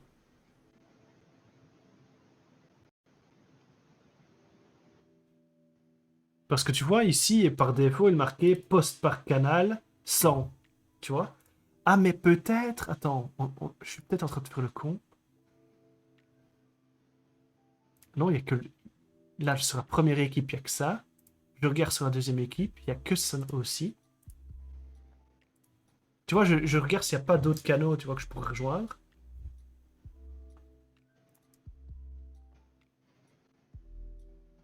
Et pourtant, ici, il m'a vraiment créé... Il me crée combien d'équipes? Il me crée par défaut Team Membership 2. Et il me crée 2 équipes. Il me crée 100 messages par canal. Et par équipe, j'ai 10 canaux. Pourquoi est-ce que je ne les vois pas? Quelle énigme.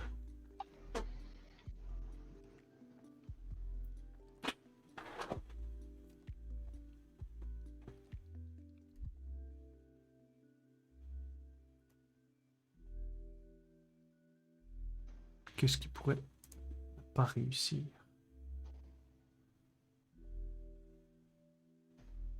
Ou alors, j'ai peut-être une idée pourquoi ça va pas.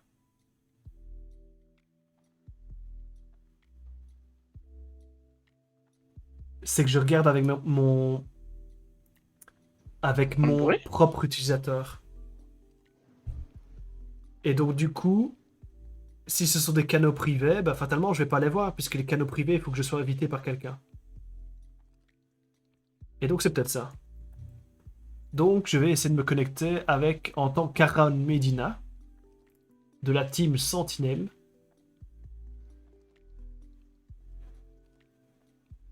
Et je vais essayer de me connecter en son nom. On va faire ça. Parce qu'effectivement, c'est...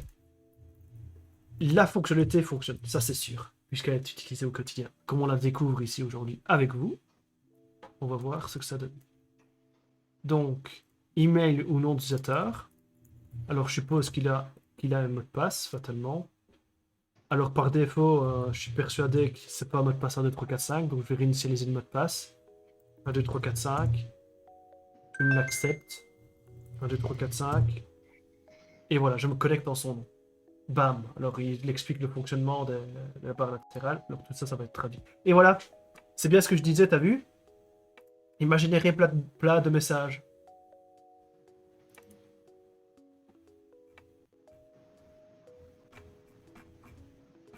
Alors, c'est laid, je trouve. Parce que ils ont mis les paramètres d'affichage.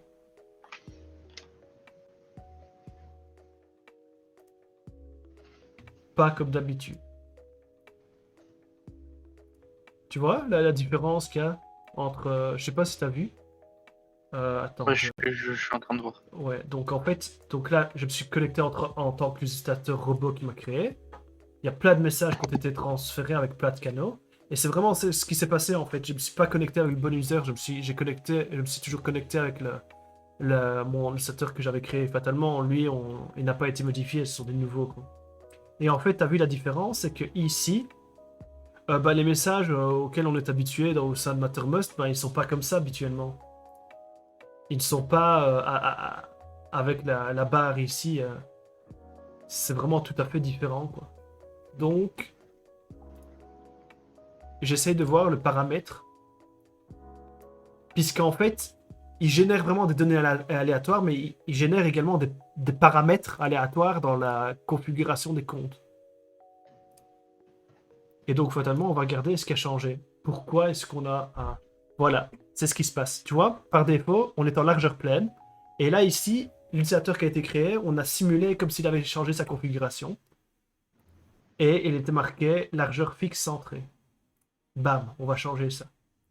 On va déjà se sentir un peu plus comme à la maison. Voilà, ça prend toute la largeur. Cool. Alors, c'est pas le seul paramètre qui a été changé. On voit quoi? L'apparence des aperçus d'image, ça a été changé. L'affichage des messages a été mis en compact. Voilà. Alors, on va changer le thème aussi. On va mettre d'autres thèmes. Et ça, je vais peut-être te faire découvrir un truc. C'est que quand tu cliques sur d'autres thèmes, tu tombes Tu peux sur les la doc. personnaliser. Ouais, et on va aller faire directement, on va aller s'amuser avec des thèmes. Alors moi, ce que j'aime bien, le thème, c'est... il y a Discord, c'est celui-ci. Je peux cliquer sur le lien ici si j'en ai envie. Ça m'amène directement vers le développeur du truc. Et je peux m'amuser à prendre ça, la chaîne qui a été mise. Je clique sur thème personnalisé, je fais ça, et bam, j'ai un thème Discord qui vient d'apparaître. Alors je sauve les enregistrements. Voilà, t'as vu? On se sent comme à la maison. Enfin, du moins, je mets toujours mon Mattermost dans cette couleur-là. Donc voilà, je me sens, je veux dire, comme à la maison. Et en fait, on va essayer d'afficher les threads. Les threads, malheureusement, il faut garder les messages qu'on a un. Donc on voit, tu vois, ici, les messages qui sont précédés de la fameuse ligne. Bah, tu vois que c'est un thread de 2 messages, ici, en l'occurrence. Tu as le message original plus 2 réponses. Ici, tu as 8, donc 8 réponses. Tu as le message original et 8 réponses. Et donc ça, c'est l'ancien affichage. Alors, ce qu'on va faire, déjà, on va activer cette fonctionnalité des threads. La fonctionnalité des threads, elle s'active par deux façons. Il faut, premièrement, que la fonctionnalité soit activée. Donc, pour l'instant, c'est une fonctionnalité expérimentale parce qu'elle est en bêta. Donc, je dois aller dans les fonctionnalités expérimentales, et dedans, j'ai la fonctionnalité des threads. Les fameux fils repliables. Comme tu le vois, il y a certaines de mes traductions qui sont quand même arrivées, parce qu'avant ça s'appelait vraiment Collapsed Thread. Et je sais pas si tu as déjà utilisé la fonction que je vais utiliser, la fonction de recherche ici, la fonction de recherche globale, tu vois. Je savais pas où se trouvait l'option, honnêtement, je te le dis ainsi parce que je ne mémorise jamais les options. Et si tu veux, bah, je suis simplement allé dans la console système, je savais pas où se trouvait l'option, et j'ai tapé thread ainsi, et j'ai vu qu'elle était ici. Voilà.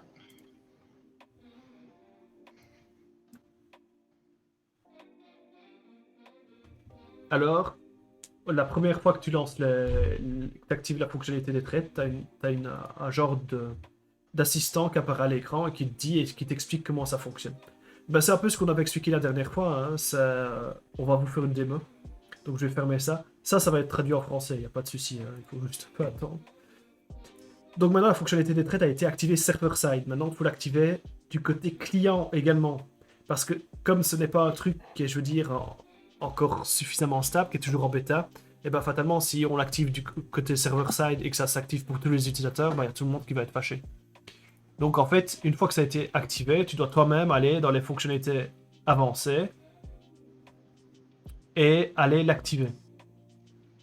Et c'est ici. Donc je suis allé dans les paramètres de compte, affichage, et tu vois, et là c'est toujours pas traduit par contre, Collapsed Reply Threads en bêta, avec l'accent et tout finalement. Enfin, j'espère. Et tu le tapes sur on, enfin on ce sera sur activer, hein, et voilà, t'as les threads qui apparaissent. Bim, alors il dit attention, vous utilisez une fonctionnalité en preview, et il y a une liste de problèmes, et c'est ce que j'expliquais tout à l'heure. C'est pour les petits utilisateurs qui migrent d'une ancienne instance. C'est ce qu'on a simulé ici à l'heure actuelle, puisqu'on a généré des messages aléatoires. C'est comme si on avait généré une ancienne instance, quoi, finalement. Et en fait, ce qu'on dit ici, c'est que par défaut, lorsque vous allez le voir, bah, on va s'en rendre compte directement. Hein. C'est que je vais aller dans les trades. Alors fatalement, je n'ai pas activé. Pourquoi j'en ai pas? Bah, parce qu'en fait, c'est parce que j'ai participé à une discussion.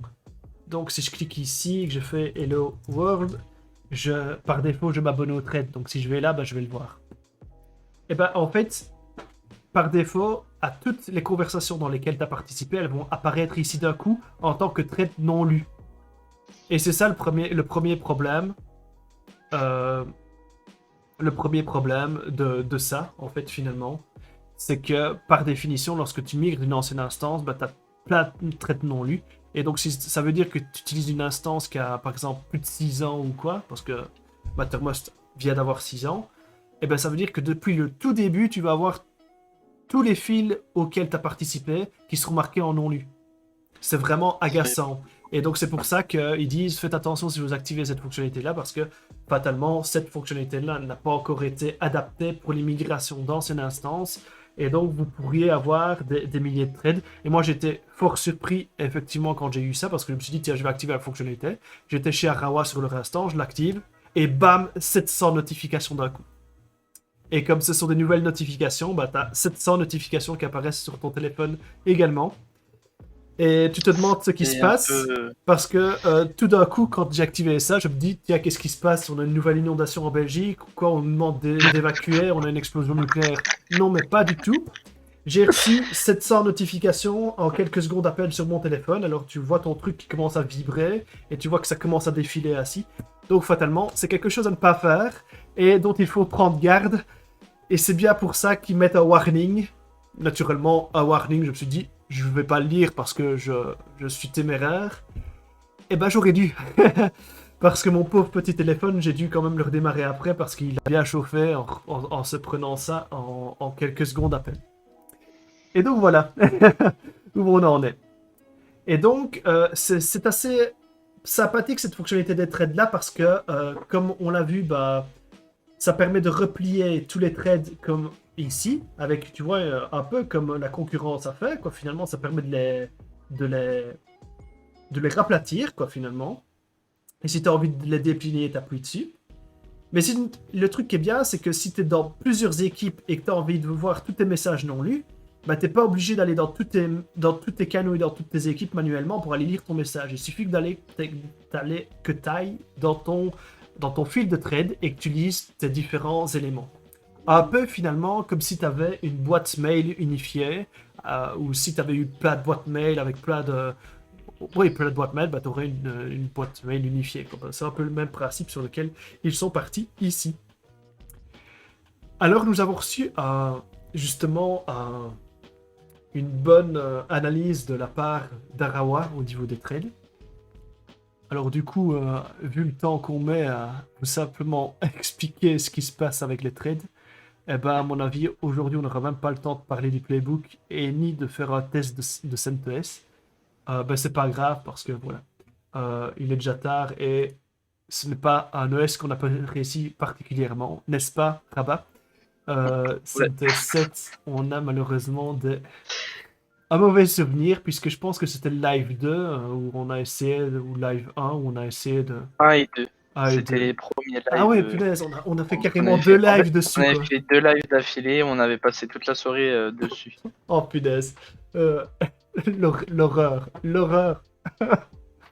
Bon bah écoute, ouais on prend pas ça aujourd'hui, on va juste s'accorder à ce système de trade pour essayer de faire découvrir le grand public par rapport à ça. Et donc j'essaye de reprendre effectivement ce que nous a dit Arawa à ce niveau-là. Alors je suis en train de reprendre ses commentaires. Et bah oui, bah fatalement, c'est, u- c'est un truc éclairé qui nous a fait. Voilà. Attends, j'essaye du coup de déplacer et d'afficher ce truc-ci. Euh, Comment est-ce que je peux faire ça? Ah bah c'est du coup en fait, je suis sur ce bureau-là, bah je vais le dépasser de ce bureau-là sur l'autre. Hop, tant pis, tant pis. Ouais, je suppose qu'on voit tous mes bureaux là, enfin tous mes bureaux de l'écran en question. Je t'avoue que là, je vois rien sur le live. Il y a quoi? Il y a rien? Toujours rien? Ouais, ouais.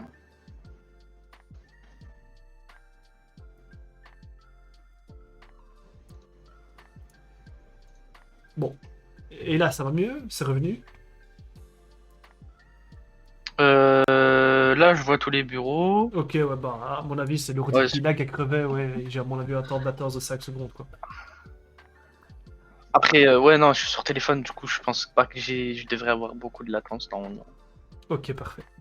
Et donc oui, voilà, bah, j'ai l'analyse de Nicolas Vérité, qui avait en son temps fait une application qui était un peu un concurrent de Mattermost, mais je veux dire dans ses premières versions, qui s'appelle Nayego. Et donc depuis, ce projet-là s'est arrêté, malheureusement parce qu'ils avaient quand même quelques bonnes idées, notamment vis-à-vis de l'analyse UX qu'ils avaient menée au niveau des trades. Et ils auraient souhaité que Mattermost intègre cette fonctionnalité-là. Et alors, je vais te lire, on va regarder ensemble les différents reproches ou demandes d'amélioration qu'il m'a formulées. Alors, le premier, c'est quand j'ai activé la fonctionnalité de trade, j'ai 1700 notifications qui sont apparues, toutes marquées comme lues. Alors, c'est pas chouette comme processus de démarrage. Oui, et donc ça, c'est connu. Ça, c'est cool. Premier problème. Problème 2. Ça rajoute une entrée non voulue et non maîtrisée en haut de la liste des conversations. Effectivement, si tu actives les threads, bah, tu auras toujours ton bouton thread qui sera activé. Tu n'as pas la possibilité de le masquer. Et je comprends ce qu'il veut dire. Si tu as envie de te focuser, par exemple, sur une équipe avec différents canaux, eh bien, oui, tu auras toujours ce fil de thread-là qui ira perturber ta vue avec des notifications, quoi. Je me permets de te couper, c'est Oui. juste pour te dire, moi sur le live, je me vois figé. Donc, est-ce que c'est normal? Ok. Je sais pas ça fait combien de temps, mais je me vois figé. Effectivement. Je t'embête un petit peu. Pas de souci, bah, c'est bien que tu me le dises parce que c'est bizarre. J'avoue que je sais pas du Ouais, tout non, non, pourquoi. non, la vue est bonne. La vue est bonne. Mais est-ce que t'as pas pris la mauvaise fenêtre, peut-être? Non, c'est la même. Maintenant, tu bouges. Tu bouges. Et donc, du coup, je te vois bouger, moi, en tout cas, dans le chat. Attends, je te masque, je te Ah là, raffiche. c'est bon. Ok, parfait. En fait, Bah, ouais, on passe pas par VDO Ninja, ça ce sera pour une prochaine fois. pour une prochaine fois. Mais j'ai cru que je l'avais activé VDO Ninja puisque j'ai une scène avec VDO Ninja. D'ailleurs, j'encourage ceux qui nous écoutent toujours à peut-être aller regarder. C'est VDO.ninja. C'est un outil qui permet de combiner plusieurs flux au sein d'un live, quoi. Et c'est vraiment pas mal. Mais on a quelques soucis, donc on n'a pas encore migré avec ça. Comme vous le voyez, on fait ça, je veux dire, en s'amusant. Il ne faut pas non plus que ça devienne une contrainte de vouloir faire des lives obligatoirement tous les 15 jours. Et si ça devient une contrainte, ce n'est plus amusant. Et donc voilà, oui, donc j'en étais où à ce niveau-là? Si je reprends l'analyse de Nicolas, oui, il nous disait effectivement donc, que ce menu de trade là, bah, il perturbe la vue puisque par défaut, tu as toutes les notifications de toutes tes équipes. Et si tu es dans une équipe et que tu as envie de te focuser, bah, tu sais pas vraiment. Tu as toujours ce trade là qui va venir t'ennuyer, afficher des notifications. Effectivement. Je sais pas si toi ça te parle, ce genre de problème-là, le fait de te focuser et d'avoir peut-être un Si, élément si. qui viendrait te perturber, ouais.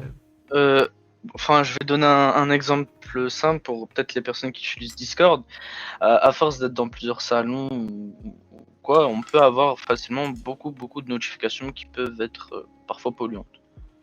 Donc ouais, je vois à peu près. Ce que je fais en tout cas pour ma part, c'est que je mute tout simplement les channels qui ne m'intéressent C'est pas. ça exactement, on peut faire ça aussi, hein. On peut mettre ici, marqué à mettre le canal en sourdine. Alors, je l'ai traduit en sourdine parce que, voilà. Oui, oui, C'est t'as plus raison. lourd. Malheureusement, je dis aussi également muté. J'avais voulu d'ailleurs traduire par muté, mais bon, il faut quand même parler français à un moment. Euh, voilà, donc c'est mettre le canal en sourdine. Donc ouais, on a cette fonctionnalité là aussi. Et est-ce que tu as un menu global qui rassemble toutes tes notifications de tous tes canaux? Non. Ok. Donc effectivement, je comprends pourquoi c'est une fonctionnalité qui soit beaucoup demandée dans le cadre de Mattermost. D'ailleurs, c'était la fonctionnalité la plus demandée et qui freinait le passage à Mattermost pour certaines organisations. Il faut savoir. Et c'est pour ça qu'ils l'ont vraiment Hmm. développé ainsi. Un peu en système d'email. Bon, moi, je sais pas si ça te fait penser à ça, mais moi, une interface ainsi, quand je clique sur Thread et que je vais dans All Red, ça fait vraiment penser aux emails. Je sais pas si toi c'est le cas. Je vois pourquoi ça te fait penser aux emails, mais je le vois pas comme ça. Tu vois, tu as une Enfin, liste ici de tous tes fils de discussion, tu cliques et tu vois les échanges. Alors hmm. certes, ce sont des messages courts puisque c'est du chat, mais t'imagines que les messages sont un peu plus longs comme des mails, bah ça se tient quoi. Ça... Si, c'est vrai, ça me fait aussi penser un petit peu à Hangout sur Gmail, Ah oui, ok. par exemple. Oui, de fait, oui. Aussi. Ouais, et Thunderbird a ce mode-là que je n'aime pas particulièrement, j'aime mieux l'ancienne interface. Que veux-tu? On devient vieux aussi. Enfin, tu n'es pas beaucoup Enfin, si t'as 20 ans, quoi. Mais... Si, quand même, je suis pas non plus. Effectivement. Ouais, J'ai je veux dire, 21, mais je ouais, dois je veux avoir dire par 22. là, c'est que tu n'as pas, tu n'es pas dans une autre génération que la mienne, quoi. On a, je veux Hmm. dire, vécu en même temps la découverte d'Internet. Enfin, on est né avec, quoi, pratiquement, quoi. Donc voilà, on n'est pas sur la génération après non plus, puisqu'une génération c'est 20 ans, quoi. Et donc voilà. Donc problème 2, c'est effectivement ce bouton non maîtrisé. Qui fait un peu penser à trop Slack. Bah oui, effectivement, hein, c'est une fonctionnalité qui à la base est venue chez eux, quoi. Quand ils ont fait une recherche utilisateur chez Nayego, ils ont vu que ça perturbait beaucoup les utilisateurs d'avoir un bouton qu'ils ne maîtrisent pas et qui est partagé entre les différentes équipes. Ouais, on comprend. Que beaucoup ne voulaient pas le voir. Problème 3. C'est vrai, il n'y a pas d'option pour le masquer. Si tu veux masquer ce bouton-là, bah, c'est carrément toute ta fonctionnalité des traites qui disparaît. Et en plus, ça mélange tous les canaux. Oui, je comprends. Est-ce que toi, par exemple, si je suis dans l'équipe Elengedi, alors ils ont fait des noms random, mais si je suis dans l'équipe EL, est-ce que le fait d'avoir un bouton trade qui rassemble tous tes trades, même ceux des canaux de l'équipe MI, est-ce que c'est un truc qui te perturbe? Non, parce que c'est rangé dans son coin, entre guillemets, j'ai envie de dire. Oui, mais tu vois, d'une Du coup, certaine manière, tu vois, ici, tu as un menu global quoi, qui change toute ton ouais. interface. Et tu Mais as un ça, tu vois, menu. je le trouve pratique, tu vois. Ouais, moi, par exemple, si j'avais dû faire une recherche UX, bah, le menu trade, je l'aurais peut-être, par exemple, mis tout en haut ici, en dessous, au-dessus des équipes, tu vois.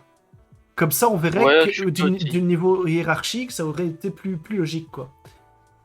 Mais d'un autre côté, si une équipe, si un serveur n'a qu'une seule équipe, bah, tu aurais dû mettre ta barre affichée malgré le fait que tu aies une seule équipe et donc tu aurais tout cet espace-là qui aurait été perdu. Ce qui aurait été peut-être bête, en effet. C'est vrai que ça se discute et d'un point de vue utilisateur, c'est vrai que moi que j'aurais bien aimé aussi pouvoir avoir le choix. Tu vois, de mélanger oui ou non tous les canaux. Hmm. Parce que c'est vrai, ça. On peut faire un test. Si je change l'apparence, je sais pas si c'est un truc que tu as voulu déjà tester, ce bazar-là. Je change l'apparence de l'équipe AMI. Est-ce que ça la change pour l'équipe EL? Oui. C'est un truc perso, quoi. Hein. Appliquer le nouveau thème à toutes mes équipes. Oui, attends, c'est ça que je décoche. Et j'aimerais bien, je voulais checker cette fonctionnalité-là. Donc dans l'équipe MI, je vais mettre le thème de Discord, quoi.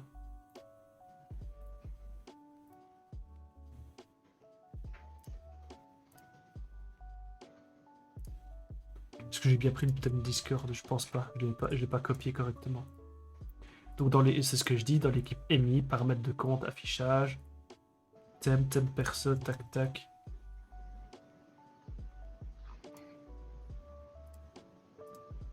Non, cool, c'est cool ça. Le thème peut s'appliquer d'équipe en équipe. Donc tu vois, ce que je veux dire par là, il laisse le choix pour ce genre de détails qui pourraient être anecdotiques, mais laisser le choix au trade de s'afficher par équipe ou pas, il ne le laisse pas.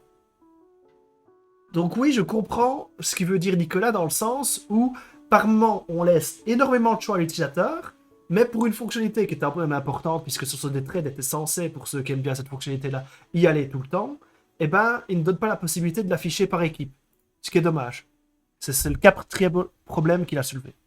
Le cinquième, c'est qu'il dit, c'est lorsque tu vas dans une équipe, alors je ne sais plus dans quelle équipe on avait participé. Bah écoute, ce que je vais faire, je vais aller dans la fonction trade et que je vais aller ici.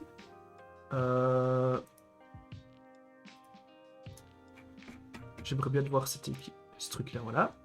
Je clique ici, donc il dit que cet espace-là, D, tu vois, avec following, etc., avec un bouton follow qui apparaît dans chaque élément, et ben ça rajoute du bruit à la conversation. Je sais pas ce que tu en penses, si tu comprends ce qu'il veut dire par là. Du bruit? Bah, du bruit dans le sens où tu as une ligne, tu perds énormément, tu vois. Si tu as ton message qui est là, c'est ta charge utile, hein, ce que tu as envie de lire.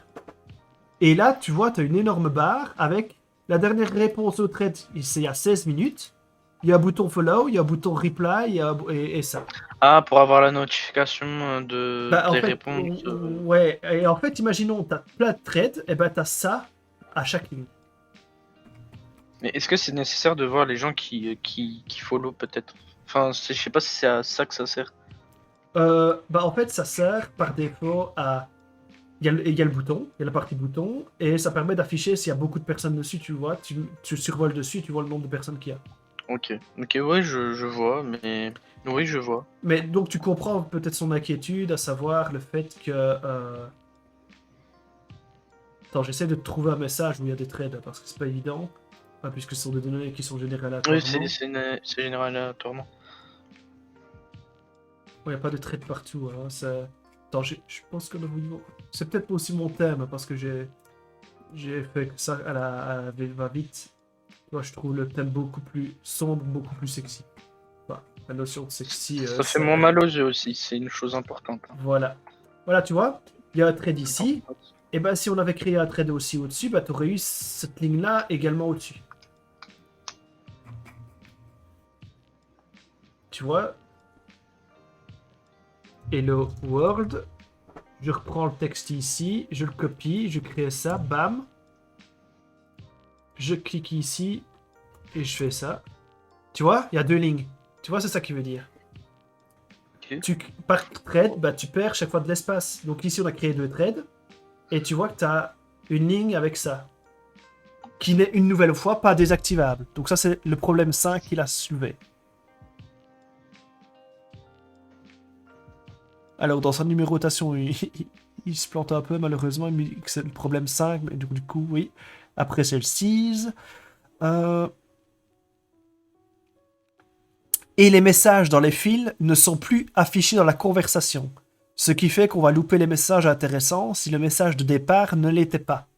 Donc, imaginons, ici, tu vois qu'il y a Robert Ward qui écrit du truc en latin. Et dans la réponse de ce truc-là, il y a le sysadmin qui dit une information intéressante. Bah, tu vois, si tu vas dans le... bah, oui, tu es obligé de l'ouvrir, de déplier le thread pour voir la réponse. Et donc, il dit, il se peut que tu aies des informations importantes que tu loupes. Donc, en fait, ici, clairement, en six problèmes qu'il a relevés, il a carrément déconstruit le principe global des threads. Donc, moi, je lui avais répondu, avec notamment les premiers problèmes qu'il avait soulevés, que c'était connu, etc.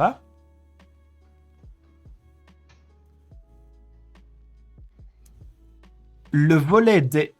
Et après, il m'a relevé encore 3 autres soucis, mais ça, ce sont des problèmes plus du I que du X. Donc l'UI, donc c'est tout ce qui est visuel, et l'UX, bah, c'est tout ce qui est le comportement vis-à-vis de l'interface. Il dit que le volet des collapsed reply thread, donc ne fait pas la même taille qu'un volet d'un thread d'une conversation. Ah oui, il a quand même vu ça. Donc attends, j'agrandis mon écran, alors tu vois que... Bon, mon ordi a du mal à rafraîchir ça. C'est pas grave. Donc voilà. Il aussi, il a besoin de repos. Bon, on va de toute manière terminer. Il y a plus que 2 problèmes à soulever. On arrêtera le live ici. Il dit que donc, tu vois, quand tu es dans un canal et que tu déploies un thread avec le bouton répondre à, tu vois, cette fenêtre, en fait, cette barre latérale à droite fait cette taille-ci, tu vois. Mais quand tu vas dans la partie thread, t'as vu la largeur qu'il alloue On peut pas la modifier. et on peut pas la modifier. Tandis que ici, là, tu vois, tu as un bouton agrandir. Et si j'agrandis, est-ce que ça a la même largeur? Donc tu vois, ça s'arrête à peu près à ici. Je veux dire, avec l'icône de Firefox qui indique qu'on est en partage d'écran. Et oui, En gros, je comprends, c'est pas au même endroit. Et ça effectivement, prend- il a un très bon fait, œil. Ouais, ouais, C'est pas optimisé aux petits soins oui. pour tout ce qui prend la place et tout. Et c'est Ouais, vrai que ouais. ça prend quand même pas mal de volume dans. Enfin, Oh, d'air. ok, mais ces remarques sont très pertinentes parce que même moi, ça, je l'avais même pas vu, quoi. Le volet des collapsed thread n'a pas de bouton fermé, replié, caché. Il a raison. Attends. Effectivement, tu n'as pas le bouton X. Le bouton X que tu avais là-bas n'est plus là. T'as vu le bouton X est là? Tu peux agrandir comme on l'a montré, mais quand je vais dans Thread et tu cliques ici, oh, il n'y a pas de bouton. Ouais, c'est tout à fait valide, hein, c'est tout à fait valide, ça se tient. Et le dernier problème, c'est le volet des collapsed thread ne peut être affiché que si on est dans la conversation thread. Alors que le volet d'un thread dans la conversation... Oula, c'est complexe ça. Attends.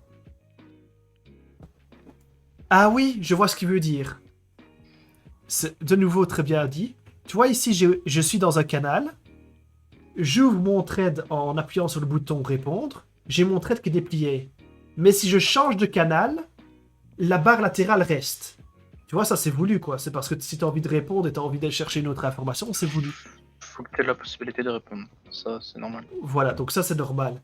Et ce qu'il veut dire par là, c'est quand tu vas dans la partie thread, que tu cliques ici et que tu as envie que cette conversation-là reste dans la barre latérale à droite, bah si tu changes et que tu repasses sur un canal, bah tu perds cette fenêtre-là. T'as vu? Tu la perds carrément, quoi. Et je comprends ce qu'il veut dire. Donc je vais dans thread, je vais dans la partie canaux, j'ai la partie thread que j'avais ouvert, je ferme, je vais là-dedans, j'ouvre ça parce que j'ai envie de suivre ça, j'ouvre un de mes canaux et le thread ne reste pas dans la partie latérale à droite. Je sais pas si tu as compris ce que je veux dire ou pas. Visiblement, c'est pas clair. J'ai pas tout suivi, je t'avoue. Il n'y a pas de souci, pas de souci. C'est vrai qu'il est déjà tard, donc on va s'en clôturer là. Il n'y a plus que 5 personnes, effectivement. Donc voilà. C'est à peu près tout ce qu'on peut dire sur la partie trade. C'est que quand on... Juste pour résumer, le souci que je viens de décrire, tu vas dans la partie trade, tu ouvres ton truc, tu veux qu'il reste dans la partie latérale à droite, tu changes d'endroit, il disparaît. C'est juste ça. Et donc voilà. Et donc malheureusement, on avait noté pas mal de choses donc pour cette gestion de trade. On voulait vous parler également des playbooks incidents, mais ce ne sera pas cette fois-ci. On va s'en arrêter là. Et effectivement, on reprendra la semaine prochaine en 1 à 1. Parce qu'effectivement, il faut savoir que les lives, etc., ça se prépare, etc.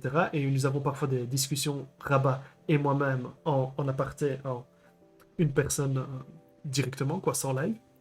Et si tu es dispo, Rabat, la semaine prochaine, ce qu'on peut faire, c'est que sans live, alors du coup, on enregistrera la fameuse vidéo d'installation en une dizaine de minutes sur CentOS 7 et Rocky Linux. Ça me va.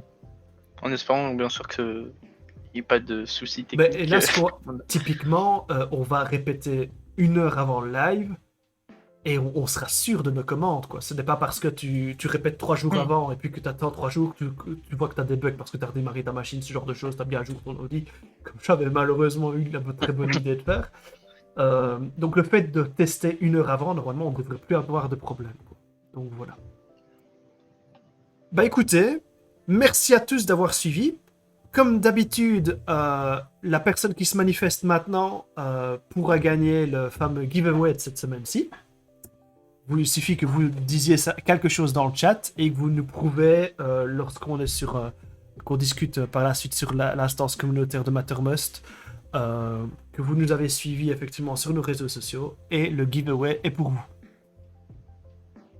Donc si Red Linux tu te manifestes, eh bien la chance te sourira aujourd'hui soir. S'il est toujours là, je crois, Ouais, j'espère. ouais. Mais c'est vrai Il y a qu'il... toujours des gens. Ouais, ou même Paulina, du coup, puisqu'elle n'avait pas eu euh, son, euh,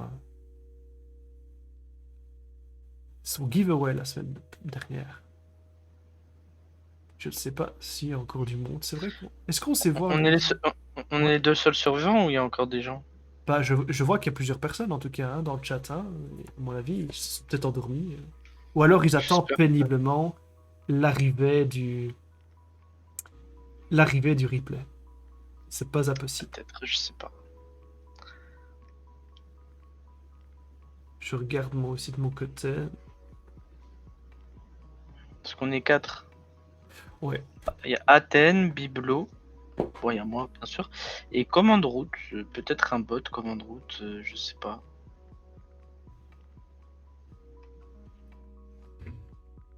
Bah écoute,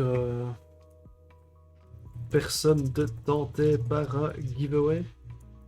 Et je suis persuadé qu'à cette heure-ci, il n'y a plus personne pour aller faire un raid ou aller dire bonjour sur une autre chaîne. Franchement, je sais pas là, c'est. Est-ce qu'il y a... Ouais, je sais bien que maintenant, les Français, bon, on est en vacances, 22h30, peut-être que... Ouais, non, il y a des lives à 12 000 personnes, on va pas s'amener dessus, quoi.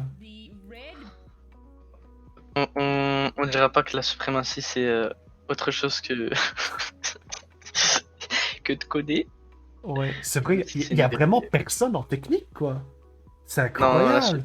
la suprématie sur Twitch, c'est vraiment le jeu vidéo.